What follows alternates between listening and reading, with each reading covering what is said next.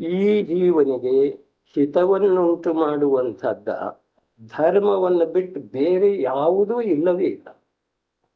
ಅಂದ್ರೆ ಧರ್ಮ ಅಂದ್ರೆ ಇಂಥ ಅಪೂರ್ವ ವಸ್ತು ಇದೆ, ಆ ಧರ್ಮ ಎಲ್ಲಿದೆ ಇದು ನಮಗ ನೋಡ್ರಿ. ಇಷ್ಟು ಆಚಾರ್ಯ ಭಗವಂತರ ನಮಗ ಅಜ್ಞಾನದ ನಾಶ ಆಗುವ ಸಲುವಾಗಿ ವಿವಿಧ ರೀತಿಯಿಂದ ಕಥನ ಮಾಡ್ತಾ ಇದ್ರೂ ಕೂಡ ಧರ್ಮದ ಸಲುವಾಗಿ ನಾವು ನಿರಂತರ ಬಾಹ್ಯದೊಳಗನ ಬಾಯ ಬಿಡ್ತಾ ಇದ್ವಿ. ಧರ್ಮ ಎಲ್ಲಿದೆ, ಧರ್ಮ ಎಲ್ಲಿ ಹೋದರೆ ಸಿಕ್ಕಬಹುದು. ಆದರೆ ಈ ಮಾತಿನ ನಿರ್ಣಯ ನಾವು ಎಲ್ಲಿಯವರೆಗೆ ಮಾಡೋದಿಲ್ಲವೋ ಅಲ್ಲಿಯವರೆಗೆ ನಮ್ಮ ಮನುಷ್ಯ ಜನ್ಮನ ನಿರರ್ಥಕರಿ. ಮಾತು ಕಠೋರ ಇದೆ, ಆದರೆ ಅನಿವಾರ್ಯ ಇದೆ ರೀ. ಈ ಭವ ಒಂದು ಸಲ ಹೊರಟು ಹೋದ ನಂತರ, ಮನುಷ್ಯ ಭವ ಒಂದು ಸಲ ಹೊರಟು ಹೋದ ನಂತರ ಪುನಃ ಅನಂತ ಸಂಸಾರ ಆಗ್ತೀಗ. ಅರ್ಥಾತ್ ಮನುಷ್ಯ ಭವ ನಿಗೋದಕ್ಕೆ ಹೋಗಿ ಬಂದ ನಂತರನೇ ಸಿಗುದ್ರಿ. यह नष्ट मेरा मिलन कठिन है जो सम्यक नहीं पावे. ಯಾರ ಸಮ್ಯಕ್ ದರ್ಶನದ ಪ್ರಾಪ್ತಿ ಮಾಡ್ಕೊಳ್ಳೋದಿಲ್ಲ ಅವರಿಗೆ ಮನುಷ್ಯ ಭವ ಸಿಕ್ಕೋದ ದುರ್ಲಭ ದುರ್ಲಭ ದುರ್ಲಭ. ನಮಗದ್ರದ್ದು ಚಿಂತನೆ ಇಲ್ರಿ. ವಾಸ್ತವಿಕವಾಗಿ ಧರ್ಮ ಮಾಡೋದ ಧರ್ಮ ನನ್ನಲ್ಲೇ ಇದೆ, ಇದರದ್ದು ನಿರ್ಣಯ ಆಗ್ತಾ ಇಲ್ಲ. ಭೂದತ್ತ ಮಸ್ಜಿದೋ ಕಲ್ಲು ಸಮ್ಮಾಯಿಠಿ ಹವದಿ ಜೀವೋ. ಸಮಯ ಸಾರದ 11 ನಂಬರ್ ಗಾಥಾದಾಗ ಹೇಳ್ತಾರ ಆಚಾರ್ಯರು. ಯಾರ ಭೂತಾರ್ಥದ ಆಶ್ರಯ ಮಾಡ್ತಾರೋ, ಯಾರ ಭೂತಾರ್ಥದ ಅರ್ಥಾತ್ ಸತ್ಯಾರ್ಥದ ಆಶ್ರಯ ಮಾಡ್ತಾರೋ ಅವರು ನಿಶ್ಚಯದಿಂದ ಸಮ್ಯಕ್ ದೃಷ್ಟಿ ಇದ್ದಾರೆ. ಸಮ್ಯಕ್ ದೃಷ್ಟಿ ಆಗ್ತಾರೂ ಮಾತಿಲ್ಲ. ಯಾರ ಭೂತಾರ್ಥದ ಆಶ್ರಯ ಮಾಡಿದರು ಅಂದ್ರೆ ಲೋಕದೊಳಗೆ ಭೂತಾರ್ಥ ಸತ್ಯಾರ್ಥ ಯಾವ್ದು? ನಿಜ ಶುದ್ಧಾತ್ಮನನ್ನ ಹೊರತುಪಡಿಸಿ ಈ ಜೀವನಿಗೆ ಭೂತಾರ್ಥ ಸತ್ಯಾರ್ಥ ಯಾವುದೂ ಇಲ್ಲ. ಅಂಶ ಮಾತ್ರ ಇಲ್ಲ ರೀ. ಯಾವುದು ಅಂದ್ರೆ ಯಾವುದೂ ಇಲ್ಲ. ಆದ್ರೂ ಕೂಡ ನಾವ ನಮ್ಮ ನಿಜ ಶುದ್ಧಾತ್ಮನನ್ನ ತಿಳ್ಕೊಳ್ಳೋದನ, ಈಗ ಜೀವ ದ್ರವ್ಯವನ್ನ ತಿಳ್ಕೊಳ್ಳೋದನ ಶ್ರದ್ಧಾ ಗುಣ ಮತ್ತು ಸಮ್ಯಕ್ ದರ್ಶನ ಎದ್ರಿಂದ ಪ್ರಾಪ್ತ ಆಗುತ್ತೆ. ಮಾವಿನ ಮರವನ್ನ ನಾವು ಆಶ್ರಯ ಮಾಡದ ವಿನಃ ಮಾವಿನ ಹಣ್ಣು ನಮಗೆ ಎಲ್ಲಿಂದ ಸಿಗೋದು? ಮಾವಿನ ಮರದ ಆಶ್ರಯ ಮಾಡಿದ ನಂತರ, ಮಾವಿನ ಮರವನ್ನ ಬೆಳೆಸಿದ ನಂತರ ನಮಗ ಮಾವಿನ ಹಣ್ಣು ಸಿಕ್ಕೋದಿಲ್ಲ. ಆ ಒಂದು ಮಾವಿನ ಮರವನ್ನ ಹೊರತುಪಡಿಸಿ ಲೋಕದೊಳಗ ಯಾವ ವೃಕ್ಷದ ಆಶ್ರಯ ಮಾಡಿದರೆ ಮಾವಿನ ಹಣ್ಣು ಸಿಕ್ಕೋದು? ಯಾವುದೇ ವೃಕ್ಷದ ಆಶ್ರಯ ಮಾಡುವುದರಿಂದ ಮಾವಿನ ಹಣ್ಣ ನಮಗ ಸರ್ವತಾ ಪ್ರಾಪ್ತ ಆಗೋ ಸಾಧ್ಯತೆ ಇಲ್ಲ. ಅದೇ ಪ್ರಕಾರ ಇಲ್ಲಿ ಆಚಾರ್ಯ ಭಗವಂತರ ಏನ್ ಹೇಳ್ತಾರು, ಭೂದತ್ತ ಮಸೀದೋ ಖಲು. ಯಾರ ಸತ್ಯಾರ್ಥದ ಆಶ್ರಯ ಮಾಡ್ತಾರೆ ಅಂದ್ರೆ ನಿಜ ಶುದ್ಧಾತ್ಮನ ಆಶ್ರಯ ಮಾಡ್ತಾರೆ ಅವರಿಗೆ ಸಮ್ಯಕ್ತು ನಿಶ್ಚಯವಾಗಿ ಇದೆ. ಅರ್ಥಾತ್ ಸಮ್ಯಕ್ ದರ್ಶನ ಇಲ್ಲ ಅನ್ನೋ ಮಾತನ್ನಿಲ್ಲ. ಎಲ್ಲಿವರೆಗೆ ನಾವು ಭೂತಾರ್ಥದ ಸತ್ಯಾರ್ಥದ ನಿಜ ಶುದ್ಧಾತ್ಮನ ಆಶ್ರಯ ಮಾಡುವುದಿಲ್ಲವೋ ಅಲ್ಲಿವರೆಗೆ ನಮ್ಮಲ್ಲೇ ಧರ್ಮದ ಉತ್ಪತ್ತಿ ಅಂಶ ಮಾತ್ರ ಆಗುವುದಿಲ್ಲ. ಅದನ್ನ ಇಲ್ಲೇನ್ ಹೇಳ್ತಾರು, ಜೀವ ದ್ರವ್ಯ. ಹಾಗಾದ್ರೆ ಜೀವ ದ್ರವ್ಯ ಏನ? ಈ ಮಾತನ್ನ ನಾವು ಇಂದಿನವರೆಗೆ ತಿಳ್ಕೋದಿಕ್ಕೆ ಹೋಗ್ತಾ ಇಲ್ಲ. ಜೀವ ದ್ರವ್ಯ ಅಂದ್ರೆ ಏನ್ರಿ? ಜೀವ ದ್ರವ್ಯ ಎಲ್ಲಿದೆ? ಜೀವ ದ್ರವ್ಯ ನನ್ನಲ್ಲಿ ಇದೆ. ಸ್ವತಃ ನಾ ಜೀವ ದ್ರವ್ಯ ಇದೆ. ಜೀವ ದ್ರವ್ಯವನ್ನು ಹೊರತುಪಡಿಸಿ ನನ್ನ ಅಸ್ತಿತ್ವ ಯಾವುದರಲ್ಲಿಯೂ ಇಲ್ಲ. ಆದ್ರೂ ಕೂಡ ನಾವೇನ್ ಮಾಡ್ತಾ ಇದ್ದೇವೆ? ದೇಹದ ಮೂಲಕ, ಪರದ ಮೂಲಕ, ಗ್ರಂಥದ ಮೂಲಕ, ಶಾಸ್ತ್ರದ ಮೂಲಕ ಧರ್ಮವನ್ನ ಪ್ರಾಪ್ತ ಮಾಡ್ಕೋದಿಕ್ಕೆ ಹೋಗ್ತೀವಿ. ಯಾವ ಗ್ರಂಥದೊಳಗೆ, ಯಾವ ಭಗವಂತನಲ್ಲಿ, ಯಾವ ತೀರ್ಥದಲ್ಲಿ, ಯಾವ ಗುಡಿ ಗುಂಡಾರದಲ್ಲಿ ನಮ್ಮ ಆತ್ಮ ಇಲ್ಲವೂ ಇಲ್ಲ. ನಮ್ಮ ಆತ್ಮ ನಮ್ಮ ದೇಹ ರೂಪದ ದೇವಾಲಯವನ್ನು ಹೊರತುಪಡಿಸಿ 3 ಲೋಕದೊಳಗೆ ಎಲ್ಲಿಯೂ ಇಲ್ಲ. ಸಾಕ್ಷಾತ್ ಸಮೋಸರಣದೊಳಗೂ ಕೂಡ ನನ್ನ ಆತ್ಮ ಇರೋದನ್ನ ಸಾಧ್ಯ. ನನ್ನ ಆತ್ಮ ನನ್ನಲ್ಲಿ ಇದ್ದಾನೆ, ನನ್ನವನಿದ್ದಾನೆ, ಅವನು ನನಗೆ ಲಾಭ ಮಾಡುವಂಥವಿದ್ದಾನೆ. ಅವನನ್ನ ಬಿಟ್ಟು ಸರ್ವಥಾ ಅವನ ಅಭಾವ ಮಾಡಿ ನಾವು ಧರ್ಮ ಮಾಡ್ಲಿಕ್ಕೆ ಹೊರಟಿದ್ದೇವೆ. ಎಂಥ ದುಃಖದ ಸಂಗತಿ. ಬಾಹ್ಯದೊಳಗೆ ಎಷ್ಟೊಂದು ವಿಮೋಹಿತ ಆಗ್ತೇವ್ರಿ. ಎಷ್ಟೊಂದು ಆ ಮುನಿ ಬಂದ, ಈ ಮುನಿ ಬಂದ, ಅದರೊಳಗೆ ಧರ್ಮ ಐತಿ, ಇದರೊಳಗೆ ಧರ್ಮ ಐತಿ. ನಿಜವಾಗಿ ಧರ್ಮ ಯಾವುದ್ರೊಳಗೆ ನಮಗೆ ನಿಜವಾಗಿ ಬಾಯಾರಿಕೆ ಆಗಿದ್ರ ಒಂದು ಗ್ಲಾಸ್ ಸ್ವಯಂ ನೀರು ಕುಡಿಬೇಕು, ಅಥವಾ 1000 ಜನರಿಗೆ ನೀರು ಕುಡಿಸಬೇಕು. ಏನ್ ಮಾಡೋದ್ರಿ? ಸ್ವಯಂ ಒಂದು ಗ್ಲಾಸ್ ನೀರು ಕುಡಿದ ನಂತರ ನಮ್ಮ ಬಾಯಾರಿಕೆ ನಿಜವಾಗಿ ಹೊರಟು ಹೋಗೋದಿದೆ. ನಮ್ಮ ಭಗವಾನಾತ್ಮನನ್ನ ಸಂಸಾರದಿಂದ ರಹಿತಿರುವಂತ, ಅನಾದಿ ಕಾಲದಿಂದ ಸಂಸಾರ ಇಲ್ಲ, ದುಃಖ ಇಲ್ಲ, ಕರ್ಮ ಇಲ್ಲ, ಯಾವುದೇ ಪ್ರಕಾರದ ಪರಪದಾರ್ಥದ ಅಂಶ ಮಾತ್ರ ಸ್ಪರ್ಶಿಲ್ಲ ಅಂಥ ಭಗವಾನಾತ್ಮನನ್ನ ಬಿಟ್ಟು ಅಂಥ ಅಪೂರ್ವ ನಿಧಿಯನ್ನು ನಮ್ಮಲ್ಲಿ ಇಟ್ಕೊಂಡ ಪರದೊಳಗೆ ಬಾಯಿ ಬಿಡೋದ ಇದೆಂಥ ಮರುಳಾದಿಗೆ, ಎಂಥ ಹುಚ್ಚತನ. ಇದು ಎಷ್ಟು ಸಲ ನಾವು ಕೇಳಿದಿವ್ರಿ, ಎಷ್ಟು ಸಲ ನಾವು ಅಭ್ಯಾಸ ಮಾಡಿದೀವಿ. ಯಾವ ಯಾವ ತೀರ್ಥಂಕರ ಭಗವಂತರಿಂದ ಯಾವ ಯಾವ ಕೇವಲಿಗಳಿಂದ ಕೇಳಲಿಲ್ಲ. ಅನಂತ ಭಾವದೊಳಗ ಅನಂತ ಸಲ ಕೇಳಿದೀವ್ರಿ. ಆದ್ರೂ ಕೂಡ ನಮ್ಮ ದೃಷ್ಟಿ ನಮ್ಮ ಕಡೆಗೆ ತಿರುಗುತ್ತಾ ಇಲ್ಲ, ಅಖಂಡ ಪರಸನ್ಮುಖ ಆಗ್ತಾ ಇದೆ. ನೋಡ್ರಿ, ವಿಚಾರ ಮಾಡ್ರಿ. ನಮಗೆ ಧರ್ಮದ ಪ್ರೀತಿ ಇಲ್ಲ, ಈಗ ಅಂಶ ಮಾತ್ರ ಇಲ್ಲ ರೀ. ಧರ್ಮದ ಪ್ರೀತಿ ಇಲ್ಲದೆ ಹೋದರೆ ಯಾವ ಜೀವ ತನ್ನ ಮನಿ ಬಿಟ್ಟ ಎಲ್ಲಿ ಧರ್ಮದ ಒಂದೆರಡು ಮಾತು ನಡೀತೀವಿಯೋ ಅಲ್ಲಿ ಬರೋದು ಸಾಧ್ಯ ಇಲ್ಲ. ಧರ್ಮದ ರುಚಿ ಅಂತರಂಗದೊಳಗಿದೆ. ಧರ್ಮದ ರುಚಿ ಇಲ್ಲದೆ ಹೋದರೆ ಯಾರು ಬರೋ ಸಾಧ್ಯತೆ ಐತಲ್ಲ. ಇಲ್ಲ ದುಡ್ಡು ಕೊಡೋದಲ್ಲ, 4 ಬಯಸ್ಕೊಂಡೆ ಹೋಗುದು. ಹೀಗಿದ್ರೂ ಕೂಡ ಜೀವ ಇಲ್ಲಿ ಬರ್ತಾನೆ. ಇದರ ಅಭಿಪ್ರಾಯ ಹೀಗಿದೆ, ಪ್ರತಿಯೊಂದು ಜೀವಕ್ಕ ತನ್ನ ಸುಖದ ಅಪೇಕ್ಷೆ ಇದೆ. ಎಷ್ಟು ಅಪೇಕ್ಷೆ ಇದೆ? 100ಕ್ಕೆ 100% ಅಪೇಕ್ಷೆ ಇದೆ.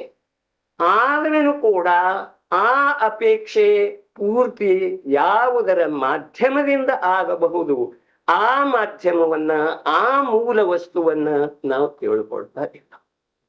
ಇದು ಒಂದೇ ಒಂದು ಅಪರಾಧದಿಂದ ಅನಾದಿ ಕಾಲದಿಂದ ನಾವು ಅನಂತ ದುಃಖಮಯವಾದಂಥ ಈ ಸಂಸಾರದೊಳಗ ಪರಿಭ್ರಮಣ ಮಾಡ್ತಾ ಇದ್ದೇವೆ. ಇದರಿಂದ ಬಿಡುಗಡೆ ಒಂದು ಉಪಾಯ ಒಂದೇ ಒಂದಿದೆ ಲೋಕದೊಳಗೆ. 2 ಉಪಾಯ ಇಲ್ಲ, 2 ಮಾರ್ಗ ಇಲ್ಲ. ಒಂದೇ ಒಂದು ಉಪಾಯ ಇದೆ, ಒಂದೇ ಮಾರ್ಗ ಇದೆ. ಆ ಮಾರ್ಗ ಅಂದ್ರೆ ನಮ್ಮ ಪರ್ಯಾಯ ಸಮಯಕ್ಕೆ ಪರಸನ್ಮುಖ ಆಗ್ತಾ ಇದೆಯೋ ಅದ ಸ್ವಸನ್ಮುಖ ಆಗ್ಬೇಕು. ನಿಜ ಭಗವಾನಾತ್ಮನ ಸನ್ಮುಖ ಆಗ್ಬೇಕು. ಆ ಭಗವಾನಾತ್ಮನ ಸನ್ಮುಖ ಆದ ನಂತರ ಅಂತರಂಗದೊಳಗ ಅತೀಂದ್ರಿಯ ಆನಂದ, ಈ 3 ಲೋಕದೊಳಗ ವ್ಯಾಪಿಸುವಷ್ಟ ಅತೀಂದ್ರಿಯ ಆನಂದ ತುಂಬಿದ್ದಿದೆ. ಆ ಆನಂದ ನಿಧಿಯಾದಂಥ ನಿಜ ಭಗವಾನಾತ್ಮನನ್ನ ಅನಾದಿ ಕಾಲದಿಂದ ನಾವು ಸಂಪೂರ್ಣವಾಗಿ ಮರೆತು ಭೂಗತ್ತ ಮಸ್ಸಿದವು ಖಲು ಸಮ್ಮಾಯಿಠೀ ಹವಲಿ ನೀವು ಯಾರ ಭೂತಾರ್ಥದ ಸತ್ಯಾರ್ಥದ ನಿಜ ಶುದ್ಧಾತ್ಮನ ಆಶ್ರಯ ಮಾಡಿದ್ದಾರೆಯೋ. ಏನ್ ಹೇಳ್ತಾರು? ಯಾರು ನಿಜ ಶುದ್ಧಾತ್ಮನ ಆಶ್ರಯ ಮಾಡಿದ್ದಾರೆಯೋ ಅವರು ನಿಶ್ಚಯದಿಂದ ಸನ್ಯದೃಷ್ಟಿ ಇದ್ದಾರೆ, ಅರ್ಥಾತ್ ಧರ್ಮಾತ್ಮ ಇದ್ದಾರೆ, ಮೋಕ್ಷ ಮಾರ್ಗಿ ಇದ್ದಾರೆ. ಈ ಹೊತ್ತಿಲ್ಲ ನಾಳೆ ಅವರ ನೇಮದಿಂದ ಮೋಕ್ಷಕ್ಕೆ ಹೋಗುವಂತವ್ರಿದ್ದ.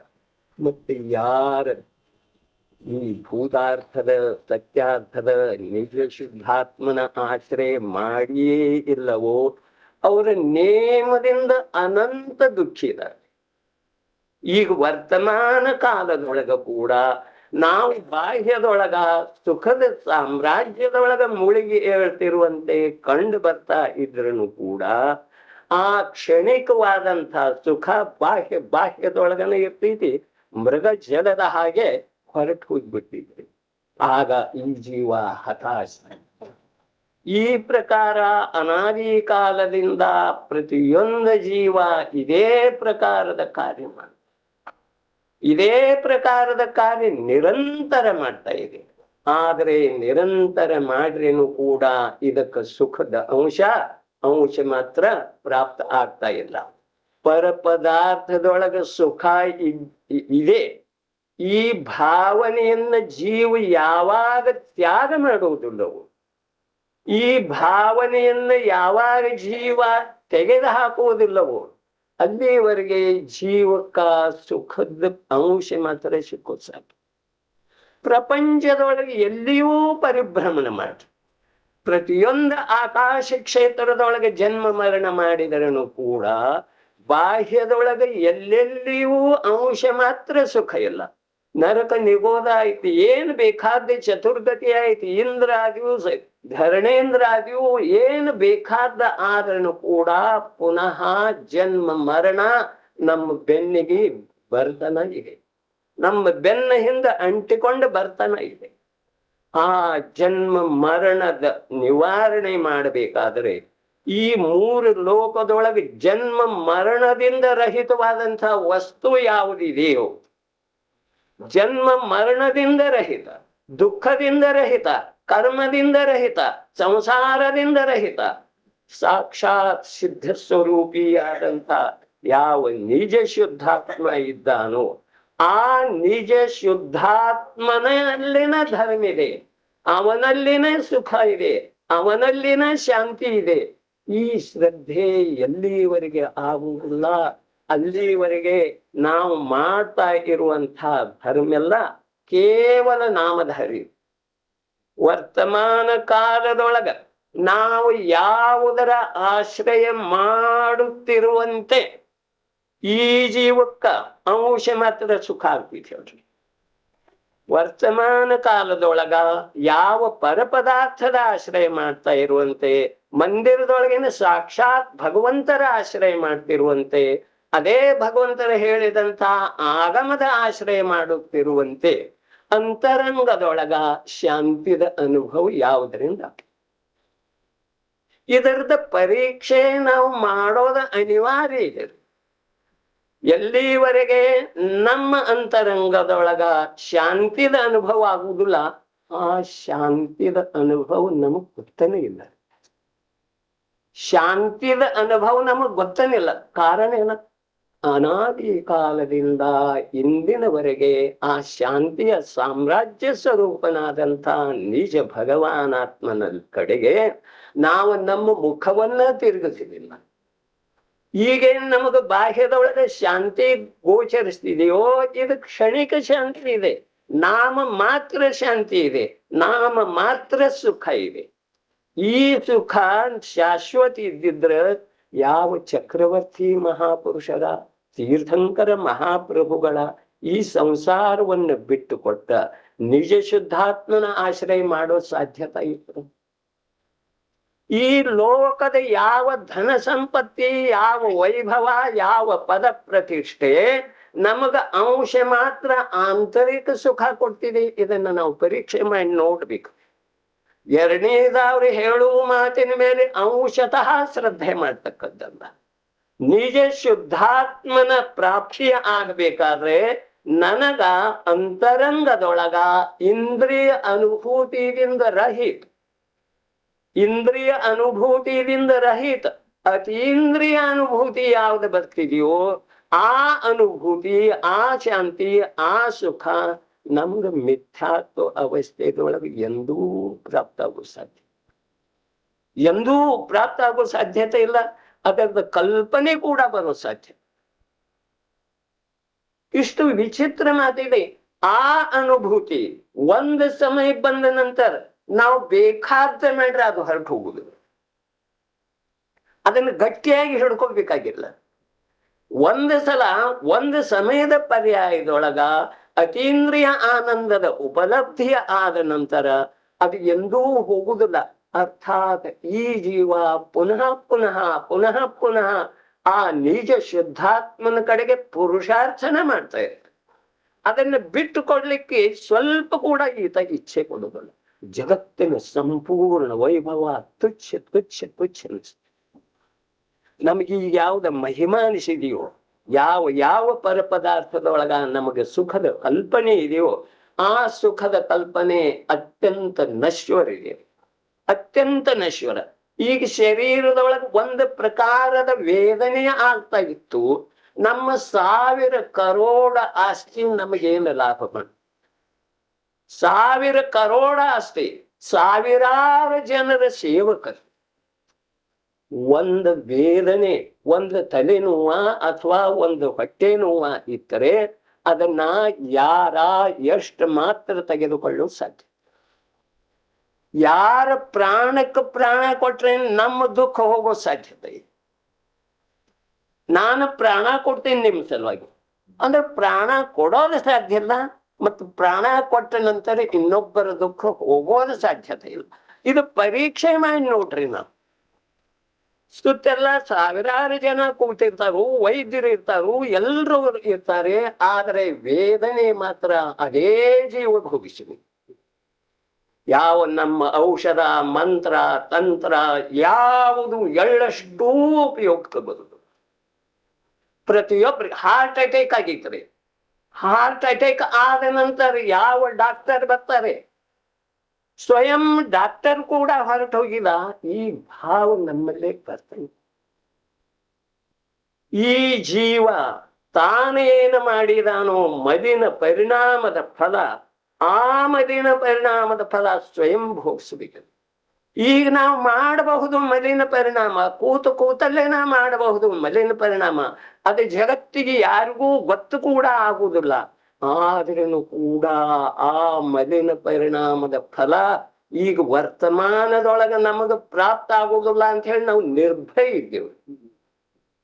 ಯಾವುದೇ ಮಲಿನ ಪರಿಣಾಮ, ಯಾವುದೇ ದುಷ್ಕೃತ್ಯ ಮಾಡ್ಲಿಕ್ಕೆ ನಮಗ ಅಂಶ ಮಾತ್ರ ಭಯ ಇಲ್ಲ. ಕಾರಣ ಏನ? ಈಗ ಆ ದುಷ್ಕೃತ್ಯ, ಆ ಮಲಿನ ಪರಿಣಾಮ ಮಾಡಿದ ನಂತರ ಇನ್ನೊಂದು ಕ್ಷಣದೊಳಗ, ಇನ್ನೊಂದು ಗಂಟೆಯೊಳಗ ಅಥವಾ ನಾಳಿ ನಮ್ಗ ಅದರದ ಫಲ ಸಿಗುವ ಹಾಗೆ ಲೋಕದೊಳಗ ವ್ಯವಸ್ಥೆ ಇಲ್ಲ. ಅದರದ ಫಲ ನೇಮದಿಂದ ಭವಿಷ್ಯ ಭಾವದೊಳಗೆ ಸಿಗ್ತದೆ. ನೇಮದಿಂದ. ಮರೀಚಿ ಪ್ರಥಮ ತೀರ್ಥಂಕರ ವಿರೋಧಿಯಾದ, ವಸ್ತು ಧರ್ಮದ ವಿಪರೀತ ಕಥನ ಮಾಡಿದ. ಅದರದ ಫಲ ಆ ಭವದೊಳಗ ಅವನಿಗೆ ಎಷ್ಟು ಸಿಕ್ಕಿತದೆ? ಮರೀಚಿ ಜೀವಕ್ಕೆ ಎಷ್ಟು ಸಿಕ್ಕಿತ ಆ ಭವದೊಳಗೆ? ಅಂಶ ಮಾತ್ರ ಸಿಕ್ಕುವುದಿಲ್ಲ. ಈಗ ವರ್ತಮಾನ ಭವದೊಳಗ ನಾವು ಯಾವ್ದು ಭೋಗಿಸ್ತಾ ಇದ್ದೇವೆ, ಆ ಭೋಗಿಸುವಂತದ್ದ ನಾವೀಗ ವರ್ತಮಾನ ಕಾಲದೊಳಗ 24 ಗಂಟೆ ಕಾರ್ಯ ಮಾಡ್ತೇನೆ, ಅದರ ಸಲುವಾಗಿ ನನಗಿದೆಲ್ಲ ಪ್ರಾಪ್ತ ಆಗಿದೆ. ಇದು ಮಿಥ್ಯಾ ಭ್ರಮೆ ಇದೆ. ಒಂದು ಅಂಶ ಕೂಡ ನಮಗ ವರ್ತಮಾನ ಕಾಲದ ಫಲ ಸಿಕ್ಕುವುದನ್ನಿಲ್ಲ. ಕರ್ಣಾನಿಗೆ ಓದಿ ನೋಡ್ಬೇಕು. ಈಗಿನ ಫಲ ಮುಂದೆ ಭವಿಷ್ಯದೊಳಗೆ, ಮುಂದಿನ ಭಾವದೊಳಗೆ ಸಿಗ್ತೈತಿ, ಹೀಗಿಲ್ಲ. ಭವಿಷ್ಯದ ಅನಂತ ಭಾವದೊಳಗೆ ಸಿಕ್ಬಹುದು. ಒಂದು ವಸ್ತುವಿನ ಮೇಲೆ, ಇದರ ಮೇಲೆ ನಾವು ತೀವ್ರ ಮೋಹ ಮಾಡಿದೆವು, ಅಥವಾ ನಮ್ಮ 3 ತಿಂಗಳ ಮಗುವಿನ ಮೇಲೆ ತೀವ್ರ ಮೋಹ ಮಾಡಿದೆವು. ಆ ಮೋಹ ರೂಪದ ಕರ್ಮ ಅಲ್ಲೇ ಇರುವಂತಹ ಪುದ್ಗಲ್ ಪರಮಾಣುಗಳ ಮೋಹಿನಿ ಕರ್ಮದ ರೂಪ ಧಾರಣ ಮಾಡಿ ಆತ್ಮನ ಸತ್ತಾದೊಳಗೆ ಉಳಿತವೆ. ಅವು 70 ಕೋಟಿ ಸಾಗರ ವರ್ಷದವರೆಗೆ ಆತ್ಮನ ಸತ್ತಾದೊಳಗೆ ಉಳಿತವೆ. ಅವು ಈ ಹೊತ್ತು ಬರ್ಬಹುದು, ಉದಯಕ ನಾಳೆ ಬರ್ಬಹುದು. ಇದು ಕಲ್ಪನಾ ಮಾಡೋದ ಮಿಥ್ಯಾ ಭ್ರಮೆ. 70 ಕೋಟಿ ಸಾಗರ ರೀ. ಇಷ್ಟು ವರ್ಷ ಅದರದ ಆಯುಷ್ಯ ತೀವ್ರ ಮೋಹದ. ನಾವು ಯಾವ್ಯಾವುದರ ಮೇಲೆ ತೀವ್ರ ಮೋಹ, ತೀವ್ರ ರಾಗ, ತೀವ್ರ ದ್ವೇಷ ಮಾಡ್ತೇವೆ, ಇದರಲ್ಲಿ ನಮಗೆ ಕಲ್ಪನೆ ಇಲ್ಲ. ಮನಯೇವ ಮನುಷ್ಯಾನಾಂ ಕಾರಣಂ ಬಂಧ ಮೋಕ್ಷ. ಸುಭಾಷಿತಕಾರ ಹೇಳ್ತಾರೆ, ಜೈನಾಚಾರ್ಯರು ವ್ಯಾಖ್ಯಾನದ ಮನ ಏವ ಮನುಷ್ಯಾನಾಂ, ಒಂದು ಮನ ಏವ, ಒಂದು ಮನಸ್ಸು ಮಾತ್ರ ಮನುಷ್ಯನಿಗೆ ಬಂಧಕ ಮತ್ತು ಮೋಕ್ಷಕ್ಕೆ ಕಾರಣ. ಈ ಮನಸ್ಸನ್ನ ನಾವು ಬೇಕಾದ ಹಾಗೆ ಹರಿಬಿಡ್ತಾ ಇದ್ದೀವಿ. ನನ್ನ ಪಾಪ ಮಲಿನ ಪರಿಣಾಮ, ಮಲಿನ ಭಾವ, ಮಲಿನ ಮನಸ್ಸು ಜಗತ್ತಿಗೆ ಏನು ಗೊತ್ತರಿ? ನಾನು ಶುದ್ಧ ಇದ್ದೇನೆ ಅಂತ ಹೇಳಿ ಹೊರಗೆ ಮೆರಿತಾ ಇದ್ದೇವ್ರಿ. ಪ್ರಭು ಆ ಮೆರೆಯುವುದರ ಫಲ, ಆ ಅಹಂಕಾರದ ಫಲ ನೀ ಸ್ವಯಂ ಭೋಗಿಸ್ಬೇಕು. ನೀನು ಸ್ವಯಂ ಭೋಗಿಸ್ಬೇಕು. ಒಂದು ಅಂಶ ಮಾತ್ರ ಕರ್ಮ ಪರಮಾಣು ನಮ್ಮ ಸತ್ತಾದೊಳಗೆ ಉಳಿದಿತ್ತು ಅಂದ್ರೆ ನಮಗ ಕೇವಲ ಜ್ಞಾನದ ಪ್ರಾಪ್ತಿ ಆಗೋದೇನಿಲ್ಲ. ಯಾವ ಮುನಿ ಭಗವಂತ ಸುಲಭವಾಗಿ ಕರ್ಮವನ್ನು ಕೆಡಿಸಲಿಲ್ಲ. ನಮಗ ಭರತ ಚಕ್ರವರ್ತಿಯ ಮಹಿಮೆ ಬರ್ತಿದೆ. ಭರತ ಚಕ್ರವರ್ತಿಯ ಮಹಿಮೆ ಬರ್ತಿದೆ. ಅವ ದೀಕ್ಷೆ ಸ್ವೀಕಾರ ಮಾಡಿದ ನಂತರ ಅಂತರ್ಮುಹೂರ್ತದೊಳಗ ಕೇವಲ ಜ್ಞಾನ ಪ್ರಾಪ್ತ ಮಾಡ್ಕೊಂಡ್ರಿ. ಆದರೆ ಪ್ರಭು ಆ ಭರತ ಚಕ್ರವರ್ತಿ ತನ್ನ ಜೀವನ ತುಂಬೆಲ್ಲ ಹೇಗೆ ಇದ್ದ ಅನ್ನೋದ ನಮಗ ಕಲ್ಪನೆ ಬರುವುದು. ನಾವು ಅವನ ಬಾಹ್ಯ ವೈಭವನ ನೋಡ್ತೇವೆ ವಿನಃ ಅವನ ಅಂತರಂಗ ವೈಭವವನ್ನ ನಾವು ಅಂಶ ಮಾತ್ರ ತಿಳ್ಕೊಲಿಕ್ಕೆ ಪ್ರಯತ್ನ ಪಡ್ತೇವೆ. ಅಂಶ ಮಾತ್ರ. ಜಗತ್ತೆಲ್ಲ ನೋಡ್ತಿರ್ಬಹುದು. ಅವನ ಶ್ರೀರತ್ನದ ಕೂಡ ಏನಾಗ್ತಾ ಇದೆ? ಮದುವೆ ಆಗ್ತಾ ಇದೆ. ಆದ್ರೆ ಆ ಮದುವೆ ಸಮಯದೊಳಗ ಆ ಮಹಾಪ್ರಭು ಭರತ ಚಕ್ರವರ್ತಿಯ ಆತ್ಮ ಎಲ್ಲಿ ವಿರಾಜಮಾನ ಆಗಿದ್ದ ಇದು ನಮಗ್ ಗೊತ್ತನಾಗುದು. ನಾವು ತಿಳ್ಕೊಳ್ಳೋದನ್ನ ಇಲ್ರಿ, ತಿಳ್ಕೊಲಿಕ್ಕೆ ಇಚ್ಛೆ ಪಡೋದಲ್ಲ. ಯಾವ ಶಬ್ದ ಪ್ರಯೋಗ ಮಾಡಿದ್ದಾರೆ ಆಚಾರ್ಯ ಭಗವಂತರಾಗಲಿ, ಕವಿ ಪರಮೇಶ್ವರಿಗಳಾಗಲಿ, ಯಾವ ಶಬ್ದ ಪ್ರಯೋಗ ಮಾಡಿದ್ದಾರೆ ಆ ಶಬ್ದದ ಭಾವ ನಾವು ತಿಳಿದು ಬರುವುದಿಲ್ಲ. ನಾವು ತಿಳ್ಕೊಬೇಕು ಇಚ್ಛೆ ಪಡುದು. ಕೊಡವಿ ನರ್ತಿಸೆ ಮುಕ್ತಿ ಸತಿಯ ಮದುವೆಯಾಗಿ ಅಂತ ಹೇಳ್ತಾರೆ. ಏನ್ ಹೇಳ್ತಾರೆ? ಕೊಡವಿ ನರ್ತಿಸೆ ಮುಕ್ತಿ ಸತಿಯ ಮದುವೆಯಾಗಿ. ನಾವಿಲ್ಲಿ ಪಟ್ಟದರ್ಶಿ ಸುಭದ್ರಾ ಸಹಸ್ರಯಕ್ಷ ರಕ್ಷಿತ ಹೆಣ್ಣಿನ ಜೊತೆ ಮದುವೆ ಆಗ್ತಾ ಇದ್ದಾನೆ ಅಂತ ಹೇಳಿ ಜಗತ್ತೆಲ್ಲ ನಂಬುತ್ತದೆ. ಆದ್ರೆ ಕವಿ ಮಹಾಶಯ ಹೇಳ್ತಾನೆ, ಪ್ರಥಮ ಮಂಗಲಾಚರಣೆದೊಳಗೆ ಹೇಳ್ತಾನೆ, ಕೊಡವಿ ನರ್ತಿಸೆ ಮುಕ್ತಿ ಸತಿಯ ಮದುವೆಯಾಗಿ. ಎಲ್ಲಿದೆ ಮಾತಿದ? ಆತ ಮಾಡ್ಕೊಳ್ತಾ ಇರೋದ ಮೋಕ್ಷ ಲಕ್ಷ್ಮಿ ಕೂಡ ವಿವಾಹ. ನಾವು ತಿಳ್ಕೊಳ್ತಾ ಇದ್ದೇವೆ ಸಹಸ್ರ ಯಕ್ಷ ರಕ್ಷಿತ ಸುಭದ್ರನು ಕೂಡ ಮದುವೆ. ಈ ಪ್ರಕಾರದ ಮಿಥ್ಯಾ ಭ್ರಾಂತಿ ನಮ್ಮ ಕೈಯೊಳಗ ಭರತೇಶ ವೈಭವ ಇದ್ರೂ ಕೂಡ ನಾವ ಅದರದ್ದು ಯಥಾರ್ಥ ಭಾವ ಎಷ್ಟದ? ಶ್ರೀ ಭರತೇಶ ವೈಭವ. ಏನ್ ಹೇಳ್ತಾನು? ಶ್ರೀ ಭರತೇಶ ವೈಭವ. ಭರತೇಶನ ಶ್ರೀ ಅರ್ಥಾತ್ ಆತ್ಮಲಕ್ಷ್ಮೀ ರೂಪದ ವೈಭವವನ್ನ ನಾನು ಇಲ್ಲಿ ನಿರೂಪಣೆ ಮಾಡ್ತಾ ಇದ್ದೇನೆ. ನಿಮಗ ಬಾಹ್ಯ ವೈಭವವನ್ನ ಅಜ್ಞಾನಿಗಳ ಸಲುವಾಗಿ ಅದ ತನ್ನಷ್ಟಕ್ಕ ತಾನ ಆಗ್ತಾ ಇದೆ, ಅದು ನನ್ನ ಕಾರ್ಯ ಅಲ್ಲ. ಶ್ರೀ ಭರತೇಶ ವೈಭವ. ಭರತೇಶನ ಈ ವೈಭವ ಏನೈತಿ? ಆತ್ಮಲಕ್ಷ್ಮೀ ರೂಪದ ಯಾವ ಅನುಭೂತಿ ಇದೆಯೋ ಆ ಅನುಭೂತಿಯನ್ನ ನಿರಂತರ ಮಾಡ್ತಾ ಇರುವಂತಹ ವೈಭವವನ್ನ, ಅಂತರಂಗದ ವೈಭವವನ್ನ ನಾನಿಲ್ಲಿ ಬಿತ್ತರಿಸ್ತಾ ಇದ್ದೇನೆ. ಈ ಮಾತು ಹೇಳ್ತೇನ್ರಿ. ಅದನ್ನ ನಾವು ಆ ಕಡೆ ಗಮನ. ಇದೇ ಪ್ರಕಾರ ಇಲ್ಲಿ ಆಚಾರ್ಯ ಭಗವಂತರ ಜೀವ ದ್ರವ್ಯದ ಜೀವಿದ ದ್ರವ್ಯ ಇದೆ. ಅನಾದಿ ಕಾಲದಿಂದ ಸಾದಿ ಅನಂತ ಕಾಲ ತನಕ ಸತ್ತಾದೊಳಗೆ ಇರೋದಿದೆ. ಅದರದ ನಾಶ ಎಂದೂ ಆಗೋ ಸಾಧ್ಯತೆ ಇಲ್ಲ. 5 ಅಸ್ಥಿಕಾಯ ಜೀವ, ಪುದ್ಗಲ, ಧರ್ಮ, ಅಧರ್ಮ, ಆಕಾಶ. ಇವು 5 ಅಸ್ಥಿಕಾಯದ ವಿದ್ಯಮಾನತ ಅನಂತ ಆಘಾತ ಪ್ರತ್ಯಾಘಾತಗಳ ಆದರನು ಕೂಡ ಅವರದ್ದು ಸತ್ತ ಎಂದೂ ನಷ್ಟ ಆಗಿ ಹೋಗುದು. ನಾವು ಸತ್ತು ಹೋಗೋದನ್ನೇ ಇಲ್ಲ ರೀ. ನಮ್ಮ ಶರೀರ ಸತ್ತು ಹೋಗ್ತಿದ್ರಿ, ಪುದ್ಗಲದ ಪಿಂಡ ವಿಸ್ಖಲಿತ ಆಗಿ ಹೋಗ್ತಿದ್ರಿ. ಆದರೆ ಚೈತನ್ಯ ಸ್ವರೂಪನಾದಂತ ಅಸಂಖ್ಯ ಪ್ರದೇಶಿ ಆತ್ಮ ಯಾವಾಗೂ ನಷ್ಟ ಆಗಿ ಹೋಗುವುದಿಲ್ಲ. ಅಂಶ ಮಾತ್ರ ಅವನ ವ್ಯಯ ಆಗುವುದಿಲ್ಲ. ಈ ಪ್ರಕಾರ 5 ಅಸ್ಥಿಕಾಯ ಲೋಕದೊಳಗೆ ಇದ್ರೂ ಕೂಡ ಮೊದಲನೇ ಅಸ್ಥಿಕಾಯ, ಮೊದಲನೇ ದ್ರವ್ಯ, ಮೊದಲನೇ ತತ್ವ, ಮೊದಲನೇ ಪದಾರ್ಥ ಯಾವುದಿದೆಯೋ ಆ ಜೀವ ಪದಾರ್ಥವನ್ನ ಆಶ್ರಯ ಮಾಡದ ವಿನಃ ನಮ್ಮಲ್ಲೇ ಅಂಶ ಮಾತ್ರ ಸುಖದ ಪ್ರಾಪ್ತಿ ಆಗೋದಿಲ್ಲ. ಕಾರಣ ಏನು?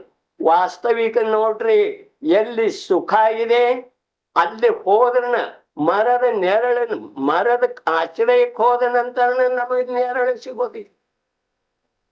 ವಿಷಾಪಹಾರ ಸ್ತೋತ್ರದೊಳಗೆ ಎಂಥ ಭವ್ಯ ದಿವ್ಯ ವರ್ಣನೆ ಮಾಡಿದನು ಧನಂಜಯ ಕವಿ. ನೋಡುದಲ್ರಿ ನಾವ್ರಿ, ಇದು ಬಾಹ್ಯದೊಳಗೆ ಸರ್ಪದ ವಿಷ ಹೋಗ್ತಿದೆ, ಚೇಳಿನ ವಿಷ ಹೋಗ್ತಿದೆ ಅಂತ ಹೇಳಿ ವಿಷಾಪಹಾರ ಸ್ತೋತ್ರ ಓದ್ತೇವೆ. ಅದರಿಂದ ಅನಂತ ಕರ್ಮದ ಬಂಧ ಮಾಡಿಕೊಂಡ ಭವ ಪರಂಪರೆಯೊಳಗೆ ಪರಿಭ್ರಮ. ನೋಡ್ಬೇಕಾದ್ರದ ಭಾವ ಏನಿದೆ? ಇತಿ ಸ್ತುತಿಂ ದೇವ ವಿಧಾಯ ದೈನ್ಯಾತ್ ವರಂ ನ ಯಾಚೆ ತ್ವಮಪೇಕ್ಷ ಕೋಶಿ. ಪ್ರಭು, ನಾನ್ ನಿನ್ನ ಹತ್ತರ ದೈನ್ಯದಿಂದ ವರ ಬೇಡ್ಲಿಕ್ಕೆ ಬಂದೇ ಇಲ್ಲ. ಸರ್ಪನಂಶ ಮಾಡಿದ ಮಗನನ್ನ ದೇವಸ್ಥಾನದೊಳಗೆ ಒಯ್ದ ಹಾಕಿ ಮಲಗಿಸಿದ್ದಾನೆ. ಅಲ್ಲಿ ಭಗವಂತನ ಸ್ತುತಿ ಮಾಡ್ತಾ ಇದ್ದಾನೆ. ಕೊನೆಗೆ ಹೇಳ್ತಾ ಇದ್ದಾನೆ, ನನ್ನ ಮಗನ ವಿಷದ ನಿರ್ವಿಷ ಆಗಲಿ ಅಂತ ಹೇಳಿ ನಾನ್ ನಿನ್ನ ಸ್ತುತಿ ಮಾಡ್ತಾ ಇಲ್ಲ. ಪ್ರಭು, ನೀ ಎಂಥ ಇದ್ದಿ ಇದು ನನಗ್ ಗೊತ್ತಿತ್ತು. ನೀನ್ ನಿರಪೇಕ್ಷ ಇದಿ, ಯಾರಿಗೇನು ಕೊಡವಲ್ಲ, ಯಾರ್ದೇನು ತಗೊಳ್ಳವಲ್ಲ. ಈ ಪ್ರಕಾರ ಸ್ವಯಂ ಧನಂಜಯ ಕವಿ ಹೇಳಿದರನು ಕೂಡ ನಾವದ ವಿಷಾಪಹಾರ ಸ್ತೋತ್ರ, ವಿಷ ಪರಿಹಾರ ಮಾಡ್ತೀವಿ. ಈ ಪ್ರಕಾರ ಪ್ರಭು ಈ ಹೊತ್ತ ನಮಗ ಸಂಜ್ಞೆ ಅವಸ್ಥೆ, ಸಮನಸ್ಕ ಅವಸ್ಥೆ ಪ್ರಾಪ್ತ ಆಗಿದೆ. ಈ ಸಮನಸ್ಕ ಅವಸ್ಥೆ ಪ್ರಾಪ್ತ ಆಗಿದೆ. ಸಮನಸ್ಕ ಅವಸ್ಥೆ ಏನಿದೆ? ಸಮನಸ್ಕ ಅವಸ್ಥೆ ಪ್ರಾಪ್ತ ಆಗಿದೆ. ಅವಸ್ಥೆ ಪರ್ಯಾಯದ ಹೆಸರೈತಿ. ಅವಸ್ಥೆ ಧ್ರುವ ದ್ರವ್ಯದ ಹೆಸರಲ್ಲ. ಧ್ರುವ ದ್ರವ್ಯದೊಳಗ ಮನಸ್ಸು ಇಲ್ಲ.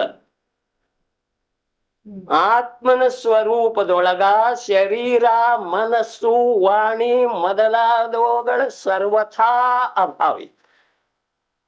ಏನ್ ಹೇಳ್ತಾರು? ಆತ್ಮನ ಸ್ವರೂಪದೊಳಗ ಶರೀರ, ಮನಸ್ಸು, ವಾಣಿ ಮೊದಲಾದವುಗಳ ಸಂಪೂರ್ಣ ಅಭಾವಿ. ನಮ್ದು ಕಲ್ಪನೆ ಇದೆ, ಆತ್ಮನಲ್ಲೇ ಮನಸ್ಸಿದೆ, ಆತ್ಮನಲ್ಲೇ ಶರೀರ ಇದೆ, ಆತ್ಮನಲ್ಲೇ ವಾಣಿ ಇದೆ. ವಾಣಿ ಪುದ್ಗಲದಿದೆ, ಮನಸ್ಸು ಪುದ್ಗಲದಿದೆ. ಆದ್ರೆ ಇಲ್ಲಿ ಪಂಚೇಂದ್ರಿಯ ಅವಸ್ಥೆದೊಳಗ ಸಮನಸ್ಕ ಅವಸ್ಥೆ ಅರ್ಥಾತ್ ಸಂಜ್ಞೆ ಮನಸ್ಸಹಿತ ಸಿಗೋದ. ಸಮನಸ್ಕಿದ ಅವಸ್ಥೆ ಇದೆ, ಸಮನಸ್ಕಿದ ಗುಣ ಅಲ್ಲ. ಜೀವ ದ್ರವ್ಯದ ಶ್ರದ್ಧಾ ಇದು ಯಾವ ಪ್ರಕಾರ ಗುಣ ಇದೆಯೋ ಆ ಪ್ರಕಾರ ಮನಸ್ಸ ಇದು ಗುಣ ಅಲ್ಲ. ಇದನ್ನ ನಮ್ದು ಲಕ್ಷ್ಯ ಇರ್ಬೇಕು. ಮನಸ್ಸಿದ ಗುಣ ಅಲ್ಲ, ಮನಸ್ಸಿದ ಅವಸ್ಥೆ ಒಂದು ಸಮಯದ ಪರ್ಯಾಯ ಐತ್ರಿ. ಅದರದ್ದು ವ್ಯಾಖ್ಯಾನ ಮಾಡ್ತಾರೆ ಆಚಾರ್ಯ ಭಗವಂತ. ಏನು ವ್ಯಾಖ್ಯಾನ ಮಾಡ್ತಾರೆ? ಯಾವ ಸಮಯದೊಳಗ ಈ ಜೀವದೊಳಗ ವೀರ್ಯಾಂತರಾಯ ಮತ್ತು ನೋ ಇಂದ್ರಿಯಾವರಣ ನಾಮದ ಜ್ಞಾನಾವರಣ ಕರ್ಮದ ಕ್ಷಯೋಕ್ಷ ಮಾಡ್ತಿದೆ. ಏನ್ ಹೇಳ್ತಾರು? ವೀರ್ಯಾಂತರಾಯ ವೀರ್ಯದಿಂದನೇ ಉತ್ಪನ್ನ ಆಗುವುದೈತಿ ಸಮ್ಯಕ್ ದರ್ಶನ. ವೀರ್ಯ ಗುಣದಿಂದನೇ ಉತ್ಪನ್ನ ಆಗುವುದೈತಿ.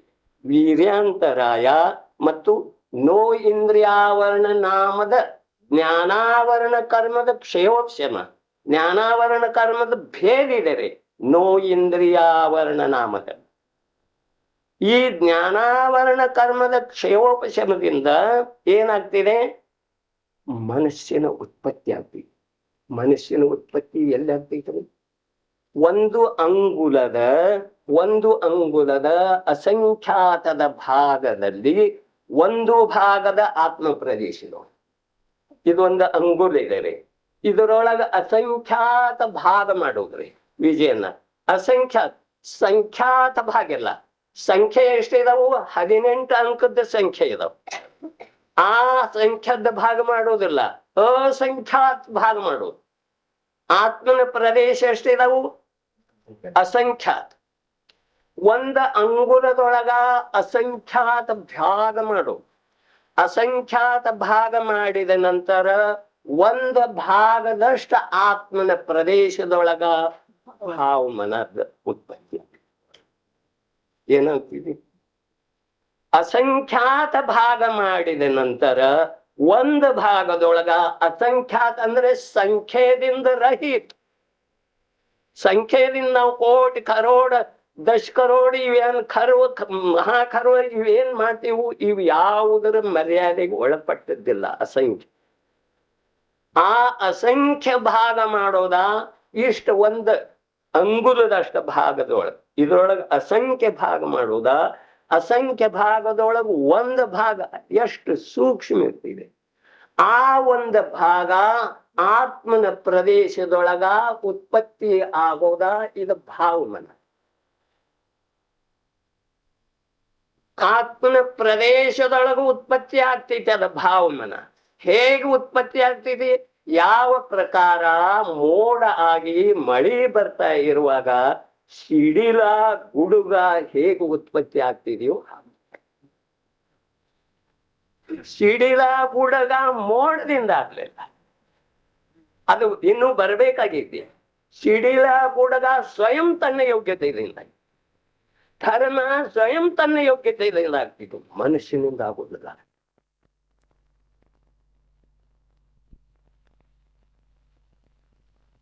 ಭಯಭೀತ ಆಗ್ತಾನೆ. ಸಂಸಾರದಿಂದ ಭಯಭೀತ ಆಗಿ ಮೋಕ್ಷದ ಅಪೇಕ್ಷೆ ಮಾಡ್ತಾನೆ. ತೀವ್ರ ಅಪೇಕ್ಷೆ, ಸುಖದ ತೀವ್ರ ಅಪೇಕ್ಷೆ, ಮೋಕ್ಷದ ತೀವ್ರ ಅಪೇಕ್ಷೆ ಯಾವ ವೇಳೆದೊಳಗ ಮಾಡ್ತಾನೋ ಆ ವೇಳೆದೊಳಗ ವೀರ್ಯಾಂತರಾಯದ ಜಾಗೃತ ಆಗಿ ಇಲ್ಲಿ ಭಾವಮನದ ಉತ್ಪತ್ತಿ ಆತ್ಮ ಪ್ರದೇಶದೊಳಗ. ಪ್ರದೇಶ ಅಂದ್ರೆ ಏನು? ಪರಮಾಣು ವ್ಯಾಪಿಸುವಷ್ಟು ಸ್ಥಾನಕ್ಕ ಪ್ರದೇಶ. ಆತ್ಮನ ಪ್ರದೇಶ ಎಷ್ಟಿದವು? ಅಸಂಖ್ಯ. ಆತ್ಮನ ಪ್ರದೇಶ ಸಂಖ್ಯಾಕ್ಕೆ ಒಳಪಟ್ಟದ್ದು ಇಲ್ಲ, ಅಸಂಖ್ಯ ಪ್ರದೇಶ ಇದಾವೆ. ಆ ಅಸಂಖ್ಯ ಪ್ರದೇಶ ಒಂದು ಪ್ರದೇಶದ ಹಾಗೆ ಇನ್ನೊಂದು ಪ್ರದೇಶ ಇದೆ ಅಂತ ಏನಿದೆ ರಾಮಣ್ಣ? ಆತ್ಮನ ಅಸಂಖ್ಯ ಪ್ರದೇಶ ಇವೆ. ಆ ಅಸಂಖ್ಯ ಪ್ರದೇಶ ಒಂದು ಪ್ರದೇಶದ ಹಾಗೆ ಇನ್ನೊಂದು ಪ್ರದೇಶ ಇದೆಯೇನ? ಒಂದು ಪ್ರದೇಶದ ಹಾಗೆ ಇನ್ನೊಂದು ಪ್ರದೇಶ ಇದ್ರೆ ಅಸಂಖ್ಯ ಆಗೋದೇ ಇಲ್ಲ. ಅಸಂಖ್ಯ ಆಗೋಳಿದ್ರೆ ಅದು ಏಕಾಗ್ತೈತ್ರಿ. ನೋಡ್ರಿ, ತತ್ವ ಈತರಾಗ ಸರ್ವಜ್ಞ ಭಗವಂತ ಕಚಿತ್ ವಸ್ತು ಸ್ವರೂಪ ಇಷ್ಟ ಪರಮ ಸತ್ಯ ಇದೆ. ನೋಡ್ರಿ, ಗೋಧಿ ಚೀಲ ಇದೆ, ಅದರೊಳಗೆ ಗೋಧಿ ಅಷ್ಟಿದಾವ್ರಿ. ಅವು ಪ್ರತಿಯೊಂದು ಸ್ವತಂತ್ರ ಇದಾವೋ ಏನೇ ಗೋಧಿ ಎಲ್ಲಾ ಒಂದ್ ಇದಾವ್ರಿ. ಪ್ರತಿಯೊಂದು ಗೋಧಿ ಕಾಳ ಸ್ವತಂತ್ರ ಸ್ವತಂತ್ರ ಸ್ವತಂತ್ರ, ಒಂದರ ಹಾಗೆ ಇನ್ನೊಂದಿಲ್ಲ. ಸರಿ, ಅದೇ ಪ್ರಕಾರ ಭಗವಾನ್ ಆತ್ಮನ ಅಸಂಖ್ಯ ಪ್ರದೇಶ ಒಂದರ ಹಾಗೆ ಇನ್ನೊಂದಿಲ್ಲ. ನಮ್ದು ಕಲ್ಪನೆ ಇರಬಹುದು, ನಮ್ದು ಭ್ರಾಂತಿ ಇರಬಹುದು. ಆತ್ಮನ ಅಸಂಖ್ಯ ಪ್ರದೇಶ ಒಂದರ ಹಾಗೆ ಇನ್ನೊಂದು ಇಲ್ಲ. ಹಾಗಾದರೆ ಈ ಆತ್ಮನ ಪ್ರದೇಶದೊಳಗ ಅನಂತ ಗುಣ ಹೇಗಿದ್ದಾವ? ಒಂದು ಪರಮಾಣು ನಿಲ್ಲುವಷ್ಟು ಕ್ಷೇತ್ರಕ್ಕ ಒಂದು ಪ್ರದೇಶ ಅಂತೀವ್ರಿ. ಇಂಥವ ಅಸಂಖ್ಯ ಪ್ರದೇಶ ಒಬ್ಬ ಆತ್ಮನೂ ಇದಾವ್ರಿ. ಅದೇ ಆತ್ಮನಲ್ಲೇ ಅನಂತ ಗುಣ ಅದಾವ. ಏನಿ ದಿವ್ಯ ಚಮತ್ಕಾರ! ಈ ಮಹಿಮೆ ಯಾರು ಹೇಳವ್ರು? ಆ ಅನಂತ ಗುಣ ಒಂದೊಂದು ಪ್ರದೇಶದೊಳಗೆ ಇವೆಯೇನ? ಈ ಆತ್ಮನ ನಿಜ ವೈಭವ ಎಂಥದ್ದಿದೆ, ನನ್ನ ವೈಭವ ಎಂಥದ್ದಿದೆ. ಪರದ ವೈಭವಕ್ಕೆ ಮೋಸ ಹೋಗ್ತೀವ್ರಿ, ಪರದ ವೈಭವಕ್ಕೆ ಮೋಸ ಹೋಗ್ತೀವಿ. ಆಹಾ, ಈ ಪೂಲೆ ಎಂಥದ್ದು ಕಟ್ಟ್ಯದ, ಈ ಬ್ರಿಡ್ಜ್ ಎಂತ, ಏನೇನೋ ಕಲ್ಪನೆ. ಆದರೆ ನನ್ನ ನಿಜ ಭಗವಾನಾತ್ಮನ ಅನಂತ ಅನಂತ ವೈಭವ ಹೇಗಿದೆ? ಈ ಅಸಂಖ್ಯ ಪ್ರದೇಶ ಇರುವಂಥ ಭಗವಾನಾತ್ಮ ಒಂದು ಪ್ರದೇಶದ ಹಾಗೆ ಇನ್ನೊಂದು ಪ್ರದೇಶ ಇಲ್ಲ. ಒಂದು ಇನ್ನೊಂದರೊಳಗೆ ಸೇರಿ ಹೋಗ್ಲಿ. ಒಂದು ಪ್ರದೇಶ ಇನ್ನೊಂದು ಪ್ರದೇಶಮಯ ಆಗಿ ಹೋಗ್ಲಿಲ್ಲ. ಪ್ರತಿಯೊಂದು ಅಸಂಖ್ಯ ಪ್ರದೇಶ ಸ್ವತಂತ್ರ ಸ್ವತಂತ್ರ ತಮ್ಮ ತಮ್ಮ ಅಸ್ತಿತ್ವದೊಳಗೆ ಸ್ವಯಂ ಆದವ್ರಿ.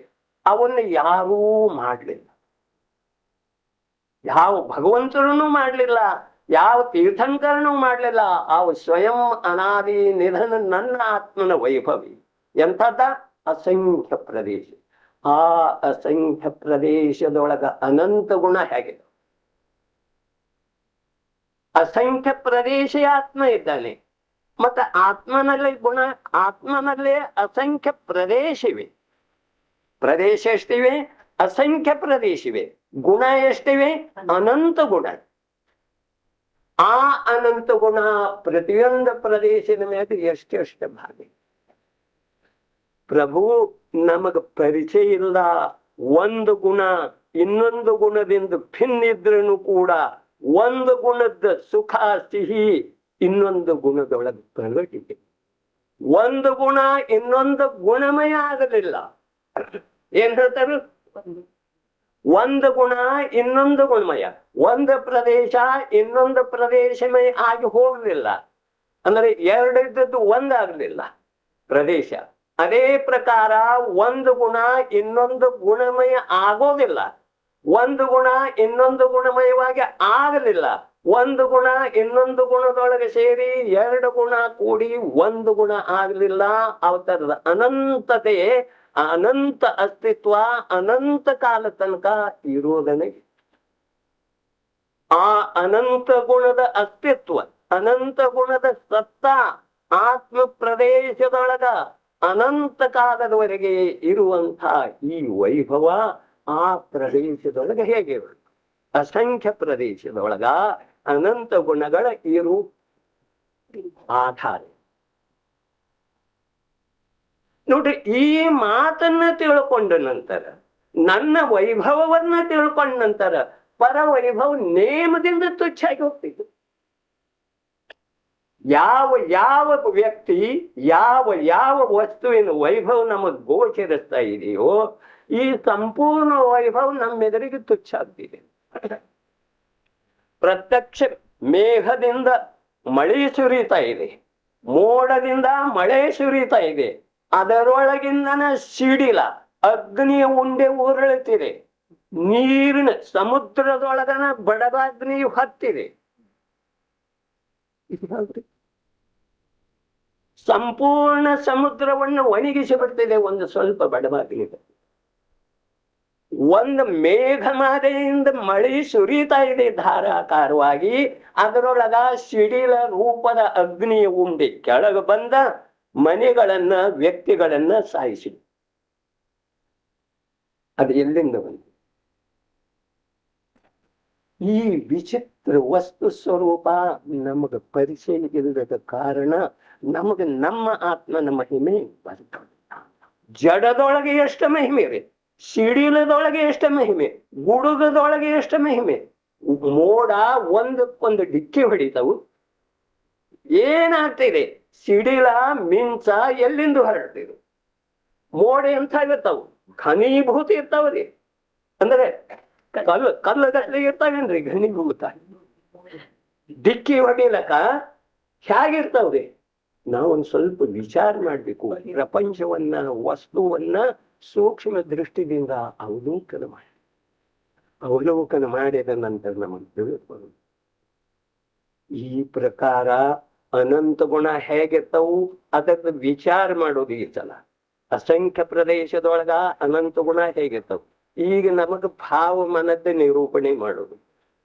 ಭಾವಮನ ಯಾತಕ್ಕಂತಾರು? ವೀರ್ಯಾಂತರಾಯ ಮತ್ತು ನೋ ಇಂದ್ರಿಯಾವರಣ ನಾಮದ ಜ್ಞಾನಾವರಣ ಕರ್ಮದ ಕ್ಷಯೋಚನ. ನೋ ಇಂದ್ರಿಯಾವರಣ, ಇಂದ್ರಿಯ ಆವರಣ ಅಲ್ಲ, ನೋ ಇಂದ್ರಿಯಾವರಣ ನಾಮದ ಒಂದೇನೈತಿ? ಜ್ಞಾನಾವರಣ ಕರ್ಮದ ಭೇದ ಇದೆ. ನೋ ಇಂದ್ರಿಯಾವರಣ ನಾಮದ ಜ್ಞಾನಾವರಣ ಕರ್ಮದ ಭೇದ ಇದೆ. ಅದು ಸಂಜ್ಞೆ ಜೀವಕ್ಕೆ ಕ್ಷಯ ಆಗಿರ್ತಿತ್ತು. ಎಂದು ಸಂಜ್ಞೆ ಜೀವಕ್ಕ ಸ್ವಾಭಾವಿಕವಾಗಿ ಕ್ಷಯ ಆಗಿರುತ್ತದೆ.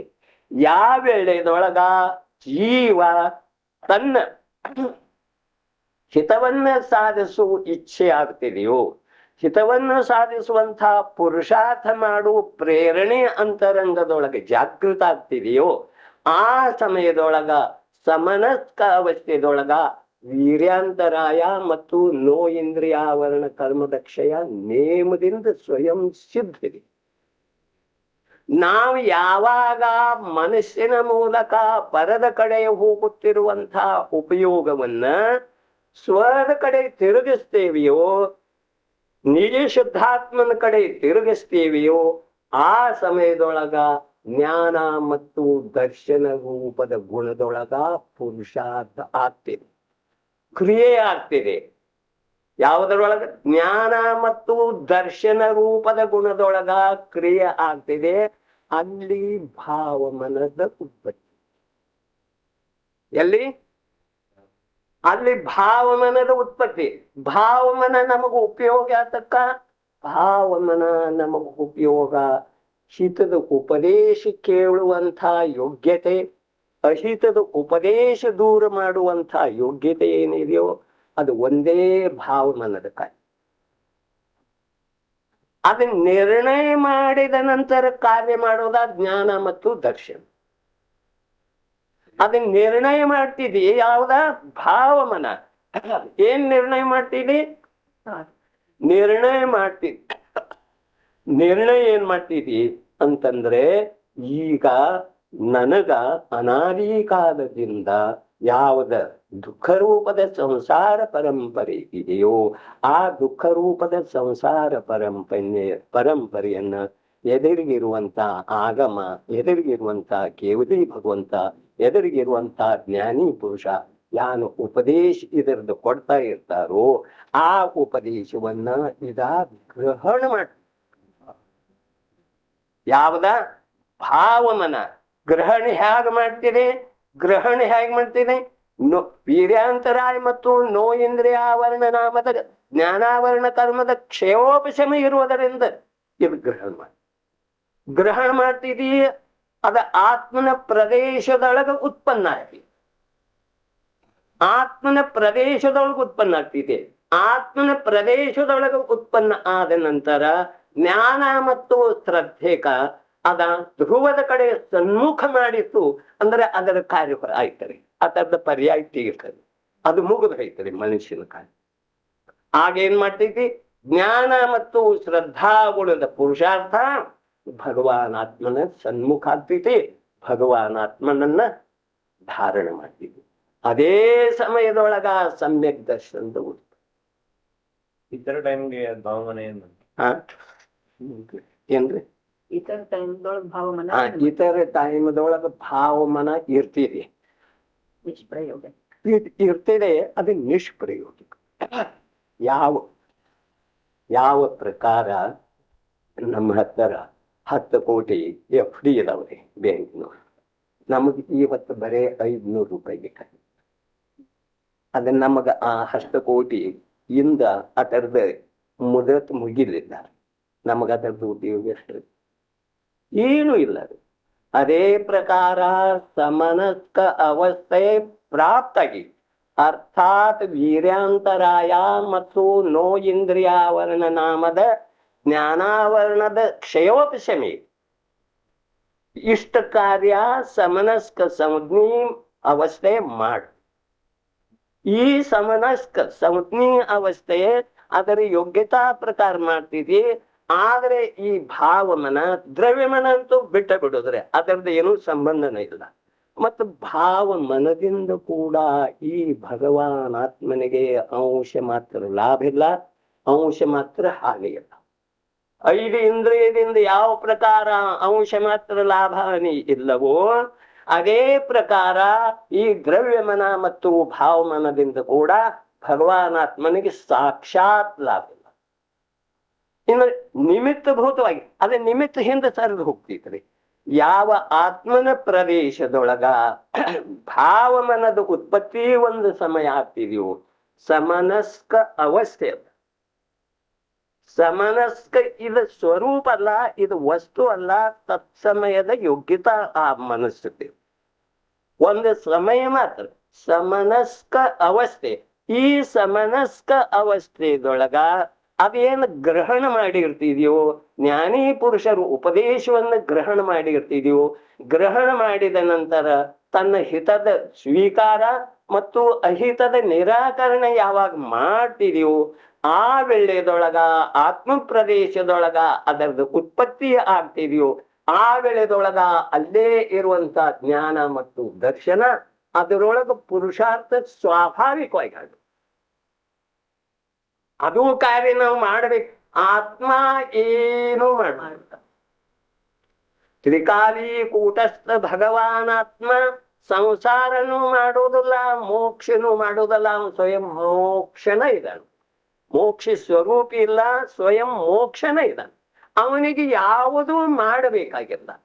ಯಾವ ಭಾವಮನದ ಸಂಕೇತ ಇದೆಯೋ ಇದು ಸುಖದ ಕಾರಣ, ಇದು ನಿನಗೆ ಹಿತದ ಕಾರಣ, ಇದು ದುಃಖಮಯವಾದಂತಹ ಸಂಸಾರದಿಂದ ಬಿಡುಗಡೆ ಹೊಂದು ನಿಮಿತ್ತ ಅಂತ ಹೇಳಿ ಯಾವಾಗ ಆತ್ಮ ಪ್ರದೇಶದೊಳಗ ಭಾವಮನದ ಉಪಲಬ್ಧಿ ಆಗ್ತಿದೆಯೋ ಆ ವೇಳೆದೊಳಗ ಅಲ್ಲೇ ಇರುವಂತ ಜ್ಞಾನ ಮತ್ತು ದರ್ಶನ ಗುಣಗಳ ಅವೇನ್ ಬೇರೆ ಇಲ್ಲ ರೀ. ಜ್ಞಾನ ಮತ್ತು ದರ್ಶನ ಗುಣ ಅದನ್ನು ನೋಡಿ ಇವು ಸ್ವಯಂ ಪುರುಷಾರ್ಥ. ಸ್ವಯಂ ಪುರುಷಾರ್ಥ ಅರ್ಥಾತ್ ಧ್ರುವದ ಕಡೆ ಸನ್ಮುಖ. ಪುರುಷಾರ್ಥ ಅಂದ್ರೆ ಏನೂ ಮಾಡೋದು ಇರುವುದಿಲ್ಲ, ಮಾಡಿದ್ದನೇ ಐತಿ. ಯಾವ ದ್ರವ್ಯದೊಳಗ ಯಾವ ಗುಣದೊಳಗ ಯಾವೂ ಕಾರ್ಯ ಮಾಡಬೇಕಾಗಿಲ್ಲ. ಆ ಜ್ಞಾನ ಮತ್ತು ದರ್ಶನ ಗುಣದ ಪರ್ಯಾಯ ಆತ್ಮನ ಸನ್ಮುಖ ಆಗೋದ ಇದು ಪುರುಷಾರ್ಥ. ಏನ ಜ್ಞಾನ ಮತ್ತು ದರ್ಶನ ಗುಣದ ಯಾವ ಸಮಯಕ್ಕೆ ಪರ್ಯಾಯ ಹೊರಡ್ತಾ ಇವೆಯೋ ಆ ಪರ್ಯಾಯ ಪರದ ಸನ್ಮುಖ ಇವೆ ಅನಾದಿ ಕಾಲದಿಂದ. ಆ ಪರಸನ್ಮುಖ ಇರುವಂತಹ ಪರ್ಯಾಯ ಸ್ವಸನ್ಮುಖ. ಇದಕ್ಕನ ಪುರುಷಾರ್ಥ ಅಂತ. ಈ ಪುರುಷಾರ್ಥದೊಳಗೆ ನಾವು ಕ್ರಮಬದ್ಧ ಪರ್ಯಾಯದ ಮಾತು ಕೇಳ್ತಾ ಇರುವಂತೆ ಏನ್ ಬೇಕಾದ ಕಲ್ಪನೆ ಮಾಡ್ತಾವೆ. ಹಾಗಾದ್ರೆ ನಾವು ಇನ್ನು ಏನು ಮಾಡ್ಬೇಕಾಗಿಲ್ಲ, ಮಾಡೋದು ಸಾಧ್ಯ ಇಲ್ಲ, ನಾವು ಮಾಡ್ತಾನೆ ಇಲ್ಲ. ಏನ್ ಮಾಡ್ತಾ ಇದ್ದೇವ್ರಿ? ಈ ವೃದ್ಧಾವಸ್ಥೆ ನಮಗ್ ಬೇಕಂತ ಹೇಳಿ ತಗೋತಾ ಇದ್ದೇವೆ. ಏನ್ ಮಾಡ್ತಾ ಇದ್ದೇವ್ರಿ ನಾವ್ರಿ? ಚಪಾತಿ ಮಾಡುವಾಗ ನೋಡ್ತೇವ್ರಿ, ಹಿಟ್ಟು ಸ್ವಯಂ ನೀರಿನೊಳಗ ಬಿದ್ದು ಬರ್ತಿದೆ, ಸ್ವಯಂ ಕಣಕಾಗ್ತಿದೆ, ಸ್ವಯಂ ಮಣಿ ಮೇಲೆ ಬರ್ತಿದೆ. ಆ ಮಣಿ ಮೇಲೆ ಬೇಲನ ಆದ ತಾನಾಗೇನ ನಾವೇನ್ ನಮ್ದು ಉಪಯೋಗ ಆ ಕಣಕದೊಳಗ ಎಷ್ಟು ಸೇರಿಸಿದೇವ್ರಿ. ಕಣಕ ನಾವು ನಮ್ಮ ಉಪಯೋಗವನ್ನ, ನಮ್ಮ ಅವಸ್ಥೆಯನ್ನ, ನಮ್ಮ ಜ್ಞಾನವನ್ನ, ನಮ್ಮ ದರ್ಶನವನ್ನ, ನಮ್ಮ ಆತ್ಮನ ಪ್ರದೇಶವನ್ನ ಅದರೊಳಗ ಸೇರಿಸಿರ್ಲಿಲ್ಲ. ಅದ ಕನಕ ಸ್ವಯಂ ಚಪಾತಿ ಆಗ್ತಾ ಇರುವುದನ್ನ ನಾವು ನೋಡ್ತೇವೆ. ಆದ್ರೆ ನಾನು ಮಾಡ್ತೇನೆ ಅಂತ ಹೇಳಿ ಅಭಿಮಾನ ಪಟ್ಕೋತೀವಿ. ಏನ್ ಮಾಡ್ತಿದ್ವಿ? ಏನೂ ಮಾಡೋದ್ ಸಾಧ್ಯ ಇಲ್ಲ. ಅದು ಸ್ವಯಂ ಆಗ್ತಾ ಇರ್ತಿದ್ರಿ. ಆದ್ರೂ ಕೂಡ ಇದನ್ನ ಅದೇ ಪ್ರಕಾರ ಈ ಮನಸ್ಸು ಏನ್ ಮಾಡ್ತಿದೆ ನೋಡಪ್ಪ, ಸಂಸಾರ ದುಃಖಮಯ ಇದೆ, ಈ ಉಪದೇಶ ದುಃಖಮಯ ಇದೆ. ಮತ್ತ ಆತ್ಮ ಸುಖ ಸ್ವರೂಪಿ ಇದ್ದಾನೆ. ನಾನು ಆತ್ಮನನ್ನ ಸ್ವೀಕಾರ ಈ ಪ್ರಕಾರದ ಶಿಕ್ಷಣ ತಗೋತಿದ್ದೀರ. ಯಾವ್ದ? ಭಾವಮನ. ಈ ಪ್ರಕಾರದ ಶಿಕ್ಷಣಕ್ಕೆ ಯೋಗ್ಯತೆ. ಶಿಕ್ಷಣ ತಗೋತಿದ್ದು ಎಷ್ಟಾದರೆ ಕಾರ್ಯ ಏನು ಮಾಡುದು. ಆ ಶಿಕ್ಷಣ ತಗೊಂಡಂತ ಭಾವಮನದ ಪರ್ಯಾಯ ಆತ್ಮ ಪ್ರದೇಶದೊಳಗೆ ಉತ್ಪನ್ನ ಆದ ನಂತರ ಅಲ್ಲೇ ಇರುವಂತಹ ಜ್ಞಾನ ಮತ್ತು ದರ್ಶನ ಗುಣದ ಪರ್ಯಾಯ ಅವ ಸ್ವಯಂ ಸ್ವತಂತ್ರತೆಯಿಂದ ಆತ್ಮ ಸನ್ಮುಖ. ಸ್ವಯಂ ಸ್ವತಂತ್ರತೆಯಿಂದ ಆತ್ಮ ಸನ್ಮುಖ. ಹಾಗಾದ್ರೆ ನಾವೇನ್ ಮಾಡ್ಬೇಕಾಗಿಲ್ಲ? ನಾವು ಏನೂ ಮಾಡ್ಬೇಕಾಗಿಲ್ಲ. ಬಾಹ್ಯದೊಳಗೆ ಬಿಸಿನೆಸ್ ಮಾಡೋದೇನ? ಏನ್ ಮಾಡ್ಬೇಕಾಗಿದೆ? ಏನೂ ಮಾಡಬೇಕಾಗಿಲ್ಲ. ಏನು ಅಂದ್ರೆ ಏನೂ ಮಾಡ್ಬೇಕಿಲ್ಲ. ಈ ಶ್ವಾಸೋಶ್ವಾಸ ಯಾರ್ದರೆ? ದಶ ಪ್ರಾಣದಿಂದ ಜೀವ ಬದುಕ್ತೈತಿ ಅಂತ ಹೇಳಿ ಹೇಳ್ತೈತಿ. ಶ್ವಾಸೋಶ್ವಾಸದ ಮೇಲೆ ನಮ್ಮ ದೇಹದೊಳಗೆ ನಮ್ಮ ಆತ್ಮ ಇದಾನೇನ್ರಿ? ಏನದನ್ರಿ? ಈ ನಾಡಿ ಹೊಡೆತ ಎಷ್ಟ್ರಿ ವಿಜಯನ? 1 ನಿಮಿಷಕ್ಕ 1 ಸೆಕೆಂದಕ್ಕ ನಾಡಿ ಹೊಡೆತ ಎಷ್ಟ್ರಿ? 72 78 ಹೇಳ್ತಾರೆ. ಆದರೆ ಆ ನಾಡಿ ಹೊಡೆತ 78 ಇದ್ರೆ ಈ ಜೀವ ನಿಗೋಧಕಾಯಕ ಜೀವ, ಏಕೇಂದ್ರೀಯ ಜೀವ 1 ಶ್ವಾಸದಷ್ಟು ಸಮಯದೊಳಗ 18 ಜನ್ಮ 18 ಮರಣ. ಅಂದ್ರೆ ಎಷ್ಟದು? ಒಟ್ಟು 36 ಭೇದ. ಅದು ಈ 36 ಭೇದ ಪೌನ್ ಸೆಕೆಂದದೊಳಗೆ ವಿಭಾಜನೆ ಮಾಡಿದ ನಂತರ ಏಕೇಂದ್ರೀಯ ಜೀವಕ್ಕ ಪುರುಷಾರ್ಥ ಮಾಡುವ ಸಮಯ ಯಾವಾಗಿರ್ತದೆ? ವಿಚಾರ ಮಾಡೋ ಮಾತಿದ್ರಿ. ಇದು ತರ್ಕಲ್ಲ, ಇದು ಸಿದ್ಧಾಂತ. ಇದು ಒಂದು ಶ್ವಾಸದೊಳಗ 18 ಜನ್ಮ 18 ಮರಣ ಅಂದ್ರೆ 36 ಅದು. ಈ ಜನ್ಮ ಮರಣ ಸಮಯದೊಳಗ ಇದೆ ಪುರುಷಾರ್ಥ ಮಾಡುವ ಸಾಧ್ಯನೇ ಇಲ್ಲ. ಅಪರಿಮಿತ ವೇದನ ಆಗ್ತಿರ್ತೈತಿ. ಆಡಳಿದಾಗ ಏನ್ ಮಾಡ್ತಿದ್ರಿ? ಮತ್ತೆ ನಮಗ ಸಮಯ ಎಷ್ಟೈತಿ? ಒಂದು ಶ್ವಾಸ ಅಂದ್ರೆ ಪೌಣ ಸೆಕಂದರೆ. ಅದರೊಳಗ 36 ಹೋದ ನಂತರ ಉಳಿದು ಎಷ್ಟು? ಅಷ್ಟು ಮಾತ್ರ. ಏಕೆಂದ್ರೆ ಹತ್ತರ ಸಮಯ ಇದೆ, ಆಗ ಅದ ಪುರುಷಾರ್ಥ ಮಾಡೋದಿದೆ. ಅಂಥ ಪುರುಷಾರ್ಥ ನೀವೆಲ್ಲ ಸ್ವಯಂ ಮಾಡಿ ಬಂದಿದ್ದೀವಿ. ನಾವು ನಂಬಲಿಕ್ಕಿಲ್ಲ, ಆದರೆ ಸ್ವಯಂ ಆ ಅವಸ್ಥೆಯಿಂದ ನಾವು ಪುರುಷಾರ್ಥ ಮಾಡಿ ಬಂದಿದ್ದೀವಿ.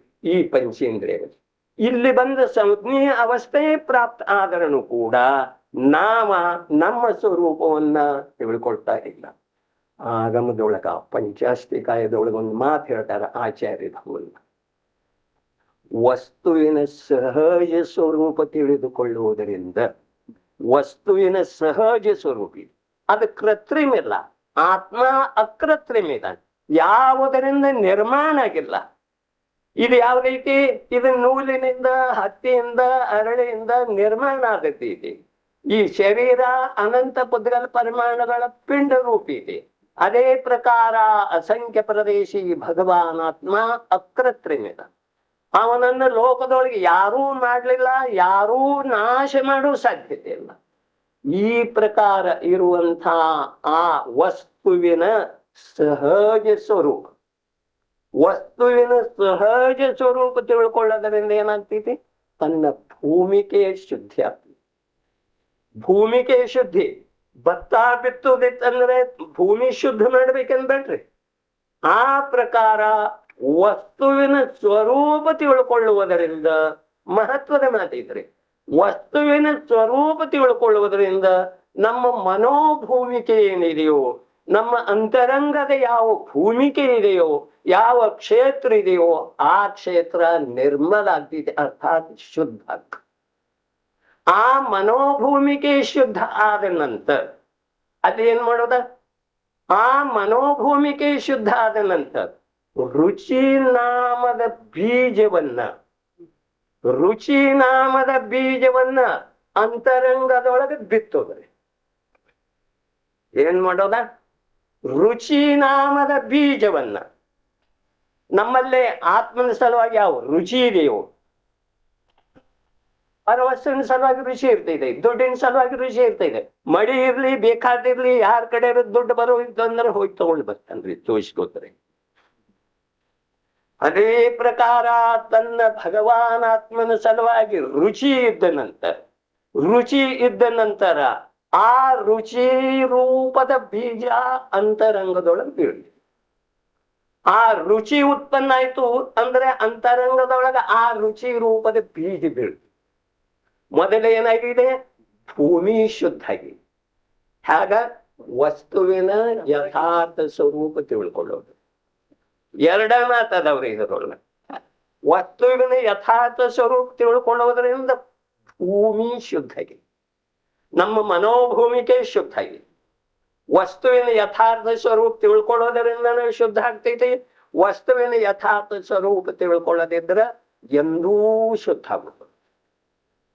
ಇದು ನಿರ್ಣಯ ಸಿದ್ಧಾಂತ. ವಸ್ತುವಿನ ಸಹಜ ಸ್ವರೂಪ ತಿಳ್ಕೊಳ್ಳೋದರಿಂದ ಭೂಮಿಕೆಯ ಶುದ್ಧಿ ಆಗ್ತದೆ. ಭೂಮಿಕೆಯ ಶುದ್ಧಿ ಆದ ನಂತರ ಅಲ್ಲಿ ಈ ರುಚಿ ರೂಪದ ಬೀಜವನ್ನ ಅಂತರಂಗದೊಳಗೆ ಬಿತ್ತು ಅಂದ್ರೆ, ಬಿತ್ತು ಮಾತಿಲ್ಲ ರೀ, ಭತ್ತ ಬಿತ್ತು ಮಾತಿದೆ. ಇಲ್ಲಿ ರುಚಿ ರೂಪದ ಬೀಜ ಅಂತರಂಗದೊಳಗೆ ಸ್ವಯಂ ಬೀಳೋದಿದೆ. ಅರ್ಥಾತ್ ಅದರ ಸಲುವಾಗಿ ರುಚಿ ಸ್ವಯಂ ಉತ್ಪನ್ನ ಆಗುವುದಿದೆ. ರುಚಿ ಸ್ವಯಂ ಉತ್ಪನ್ನ ಆಗ್ತಾ ಇರುವಂತೆ ಧರ್ಮ ರೂಪದ ವೃಕ್ಷ ಉತ್ಪನ್ನ. ಏನ್ರಿ? ಮೊದಲು ವಸ್ತುವಿನ ಸ್ವರೂಪ ತಿಳ್ಕೊಳ್ಳೋದ್ರಿ. ವಸ್ತುವಿನ ಸ್ವರೂಪ ಹೇಗಿದೆ ಹಾಗ್ರಿ. ಭಗವಾನಾತ್ಮ ಹೇಗಿದ್ದಾನೆ, ಶರೀರ ಹೇಗಿದೆ. ಭಗವಾನ್ ಆತ್ಮ ಹೇಗಿದ್ದಾನೆ, ಶರೀರ ಹೇಗಿದೆ, ಇವನ್ನ ತಿಳ್ಕೊಳ್ಳೋದು.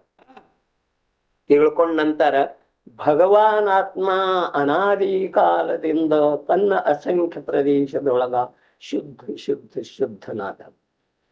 ಈ ಪ್ರಕಾರ ಧಾರಣ ಆಗುವುದರಿಂದ, ಅಂತರಂಗದೊಳಗ ಶುದ್ಧಿಯ ಧಾರಣ ಆಗುವುದರಿಂದ, ಶುದ್ಧಿಯ ಗ್ರಹಣ ಆಗುವುದರಿಂದ, ಅಂತರಂಗದೊಳಗ ಶುದ್ಧಿಯ ಗ್ರಹಣ ಆಗುವುದರಿಂದ ಅಲ್ಲೇ ಇರುವಂಥ ರುಚಿ ರೂಪದ ಬೀಜ, ಅಲ್ಲೇ ಇರುವಂಥ ರುಚಿ ರೂಪದ ಬೀಜ ಅಂತರಂಗದಲ್ಲಿ ಬಿದ್ದು ಬಿಡ್ತಿದೆ.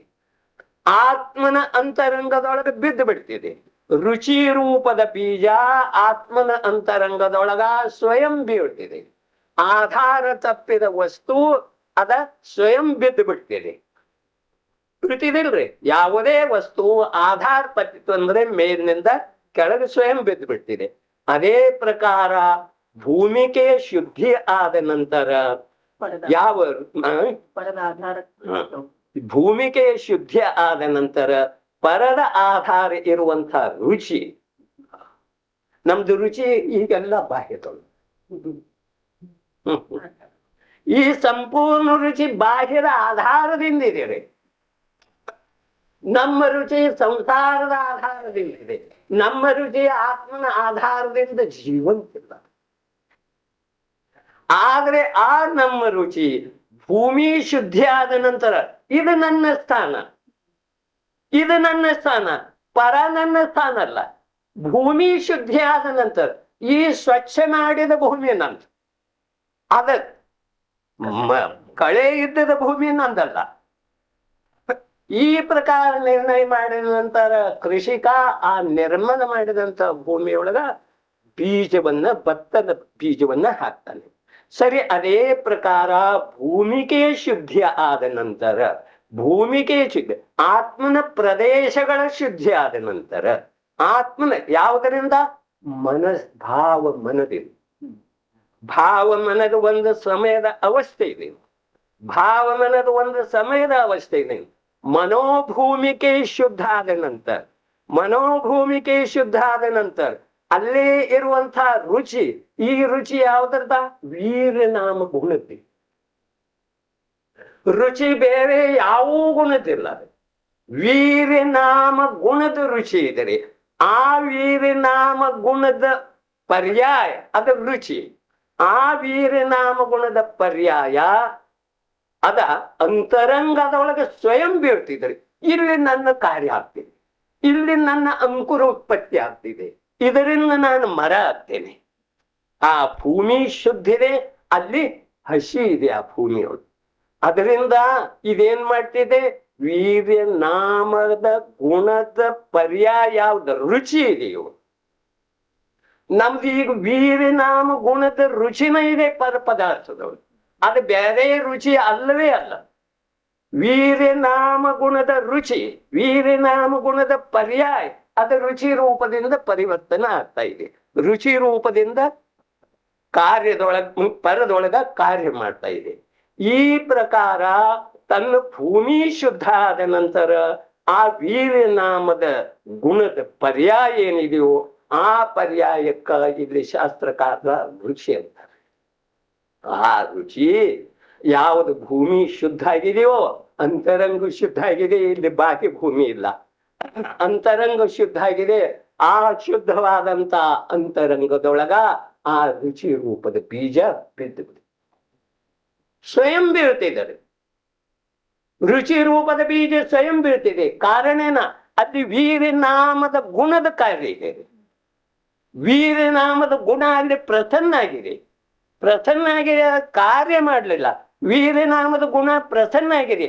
ವೀರ್ಯನಾಮದ ಗುಣ ತಿಳ್ಕೊಂಡಿದೆ, ನನ್ನ ಭೂಮಿಕೆ ಶುದ್ಧ ಇದೆ, ನನ್ನ ಭೂಮಿಕೆ ಶುದ್ಧ ಇದೆ ಅಂತ ಹೇಳಿ ಯಾವಾಗ ವೀರ್ಯನಾಮದ ಗುಣ ತಿಳ್ಕೊಳ್ತಿದೆಯೋ ಅದೇ ಸಮಯದೊಳಗೆ ಅದರಿಂದ ಉತ್ಪತ್ತಿ ಆದಂತ ರುಚಿ ಅದು ತನ್ನ ಭೂಮಿಕೆ ಅವಲೋಕನ ಮಾಡ್ತದೆ. ತನ್ನ ಭೂಮಿಕೆ ಅವಲೋಕನ ಮಾಡಿ ಆ ಭೂಮಿಯೊಳಗ ಅರ್ಥಾತ್ ಆತ್ಮನ ಅಂತರಂಗದೊಳಗ ಬಿದ್ದು ಬಿಡ್ತದೆ. ಯಾವ್ದ? ಆ ರುಚಿ ರೂಪದ ಪರ್ಯಾಯ ಆತ್ಮನ ಶುದ್ಧ ಭೂಮಿಯೊಳಗೆ ಬಿದ್ದು ಬಿಡ್ತದೆ. ಬೀಳ್ತಾ ಇರುವಂತೆ ಧರ್ಮ ರೂಪದ ವೃಕ್ಷ ಒಂದೇ ಸಮಯ, ಬೀಳುವ ಸಮಯ ಬೇರೆ, ಧರ್ಮ ರೂಪದ ವೃಕ್ಷ ಉತ್ಪತ್ತಿ ಆಗುವ ಸಮಯ ಬೇರೆ, ಹೀಗೆ ಇಲ್ಲವೇ ಇಲ್ಲ. ಬೀಳುವ ಸಮಯ ಬೇರೆ, ಧರ್ಮ ರೂಪದ ವೃಕ್ಷ ಉತ್ಪತ್ತಿ ಆಗೋ ಸಮಯ ಬೇರೆ, ಸುಖದ ಅನುಭವ ಆಗುವ ಸಮಯ ಬೇರೆ, ಶಾಂತಿದ ಅನುಭವ ಆಗುವ ಸಮಯ ಬೇರೆ. ಇವು ಯಾವ ಭೇದಿಲ್ಲ. ಒಂದೇ ಒಂದು ಸಮಯದೊಳಗ ಈ ಎಲ್ಲ ಕಾರ್ಯಗಳ ಸ್ವಯಂ ಅಂತರಂಗದೊಳಗಾಗಿ ಹೋಗ್ತವೆ. ಅನಾದಿ ಕಾಲದ ಮಿಥ್ಯಾತ್ವ ಸ್ವಯಂ ನಷ್ಟ ಆಯ್ತು. ಆದರೆ ನಾವ ವಸ್ತುವಿನ ಭೂಮಿಕೆಯನ್ನು ಶುದ್ಧ ಮಾಡದೆ, ವಸ್ತುವಿನ ಭೂಮಿಕೆಯನ್ನು ಶುದ್ಧ ಮಾಡದೆ, ರುಚಿ ರೂಪದ ಪರ್ಯಾಯವನ್ನ ಆ ಅಶುದ್ಧ ಭೂಮಿಯಲ್ಲಿ ನಿರಂತರ ಹಾಕುತ್ತಿರುವುದರಿಂದ ನಮಗೆ ಸಮ್ಯಕ್ ದರ್ಶನ ರೂಪದ ಧರ್ಮದ ಉತ್ಪತ್ತಿ ಯಾವಾಗೂ ಆಗುತ್ತದೆ. ಕಾರ್ಯ ಎಷ್ಟ್ರಿ? ಕಾರಣ ಎರಡು ಇದಾವ್ರಿ ಸಮ್ಯಕ್ ದರ್ಶನ. ಯಾವ ಕಾರಣ? ಶ್ರೇಣಿಕ್ ಕಾರಣ ಯಾವ್ದ? ಒಂದು ವಸ್ತುವಿನ ಸಹಜ ಸ್ವರೂಪ ತಿಳ್ಕೊಳ್ಳೋದು. ವಸ್ತುವಿನ ಸಹಜ ಸ್ವರೂಪ ತಿಳ್ಕೊಳ್ತಾ ಇರುವಂತೆ ಅಂತರಂಗದೊಳಗ ಅಸಂಖ್ಯ ಪ್ರದೇಶ ಶುದ್ಧ. ವಸ್ತುವಿನ ಸಹಜ ಸ್ವರೂಪ ನನ್ನ ಆ ಅಸಂಖ್ಯ ಪ್ರದೇಶದೊಳಗ ರಾಗ ಇಲ್ಲ, ದ್ವೇಷ ಇಲ್ಲ, ಯಾವೇ ಪ್ರಕಾರದ ಮಲಿನತೆ ಇಲ್ಲ, ಮನಸ್ಸಿಲ್ಲ, ಇಂದ್ರಿಯ ಇಲ್ಲ, ಯಾವುದು ಇಲ್ಲ. ಇದರೊಳಗೆ ಬರೇ ಸ್ವಯಂ ನನ್ನ ಕ್ಷೇತ್ರದೇ, ನನ್ನ ಹೊರತಾಗಿ ಇದ್ದ ಅಧಿಕಾರಿ ಯಾವುದಿಲ್ಲ. ಈ ಪ್ರಕಾರ ವಸ್ತುವಿನ ಸ್ವರೂಪ ತಿಳ್ಕೊಳ್ತಾ ಇರುವಂತೆ ಆತ್ಮನ ಅಸಂಖ್ಯ ಪ್ರದೇಶ ರೂಪದ ಭೂಮಿ ಶುದ್ಧ ಶುದ್ಧ ಶುದ್ಧ. ಆ ಆತ್ಮನ ಅಸಂಖ್ಯ ಪ್ರದೇಶದ ಭೂಮಿ ಶುದ್ಧ ಆಗ್ತಾ ಇರುವಂತೆ ಅಲ್ಲೇ ಇರುವಂತ ಈ ಅನಂತ ಗುಣ ಎಲ್ಲ ಆತ್ಮನ ಅಸಂಖ್ಯ ಪ್ರದೇಶದೊಳಗೆ ಇವೆ. ಅಲ್ಲೇ ಇರುವಂತ ಈ ವೀರ ನಾಮದ ಗುಣ ಜಾಗೃತ. ಬಂದಿದೆ ಭೂಮಿ ಶುದ್ಧ ಆಗಿ ಅಂತ ಹೇಳಿ ಅದರ ಕಡೆ ನೋಡ್ತಾ ಇರುವಂತೆ ಯಾವ್ದ ವೀರನಾಮದ ಗುಣದ ದೃಷ್ಟಿ ಭೂಮಿಕೆ ಶುದ್ಧಿ ಅರ್ಥಾತ್ ಭಗವಾನಾತ್ಮನ ಅನಂತ ಪ್ರದೇಶಿ ಯಾವ ಕ್ಷೇತ್ರ ಇದೆಯೋ ಅದು ಶುದ್ಧ ಆದದ್ದನ್ನು ನೋಡ್ತಾ ಇರುವಂತೆ ಅದ ಆ ವೀರನಾಮ ಗುಣದ ಪರ್ಯಾಯ ಯಾವ ರುಚಿ ರೂಪದಿಂದ ಉತ್ಪನ್ನ ಆಗ್ತಿದೆಯೋ ಆ ರುಚಿ ರೂಪದ ಪರ್ಯಾಯ ಈ ಆತ್ಮರೂಪದ ಶುದ್ಧ ಭೂಮಿಕೆಯ ಅಂತರಂಗದೊಳಗ ಬೀಳು. ಆ ಶುದ್ಧ ರೂಪದ ಅಂತರಂಗದೊಳಗ ಆ ಬೀಜ ಬೀಳ್ತಾ ಇರುವಂತೆ ಧರ್ಮ ರೂಪದ ಸಮ್ಯಕ್ ದರ್ಶನ ರೂಪದ ವೃಕ್ಷ ಉತ್ಪತ್ತಿ. ಈ ಧರ್ಮ ರೂಪದ ಸಮ್ಯಕ್ ದರ್ಶನದ ಉತ್ಪತ್ತಿ ಆಗ್ತಾ ಇರುವಂತೆ ಅನಂತ ಸಂಸಾರ ಅನಂತ ದುಃಖ ಒಂದು ಸಮಯದೊಳಗೆ ಸಂಪೂರ್ಣ ಅಭಾವ. ಅನಂತ ಅತೀಂದ್ರಿಯ ಸುಖ ಒಂದು ಸಮಯದೊಳಗೆ, ಅಂದ್ರೆ ಆ ದುಃಖ ನಿವಾರಣೆ ಆಗುವ ಸಮಯ ಬೇರೆ, ಸುಖದ ಉತ್ಪತ್ತಿ ಆಗುವ ಸಮಯ ಬೇರೆ. ಇದು ಯಾವುದೂ ಭೇದಿಲ್ಲ, ಸಮಯದ ಅಂತರಿಲ್ಲ. ಎಲ್ಲವೂ ಏಕಕಾಲದೊಳಗೆ ಒಂದೇ ಒಂದು ಸಮಯದೊಳಗ ಕಾರ್ಯ ಆಗಿ ಹೋಗ್ತಿದೆ. ಈ ಕಾರ್ಯ ಆಗ್ತಾ ಇರುವಂತೆ ಆತ್ಮನಿಗೆ ಆಗುವ ಆನಂದ, ಆತ್ಮನಿಗೆ ಆಗುವ ಅಪರಿಮಿತ ಆನಂದ, ಆ ಆನಂದದ ಅಳತೆ ಮಾಡ್ಲಿಕ್ಕೆ ಈ ಆನಂದ ಎಲ್ಲಿ ಆಗ್ತಿದೆ? ಆತ್ಮದ ಅಸಂಖ್ಯ ಪ್ರದೇಶದೊಳಗೆ ಒಂದು ಸಮಯ ಮಾತ್ರ ಆತ್ಮನ ಅಸಂಖ್ಯ ಪ್ರದೇಶ ಶುದ್ಧ ಶುದ್ಧ ಶುದ್ಧ ಆಗಿ ಬರೇ ಶ್ರದ್ಧಾಗುಣದೊಳಗೆ ಶುದ್ಧಿ ಅನುಭವ ಆಗಲಿಲ್ಲ. ಆತ್ಮನ ಅಸಂಖ್ಯ ಪ್ರದೇಶದೊಳಗೆ ಯಾವ ಅನಂತ ಗುಣ ಇವೆಯೋ ಆ ಅನಂತ ಗುಣದೊಳಗ ಅತೀಂದ್ರಿಯ ಆನಂದದ ಅನುಭೂತಿ ಪ್ರಸಾರ ಆಗಿ ಹೋಗ್ತಿದೆ.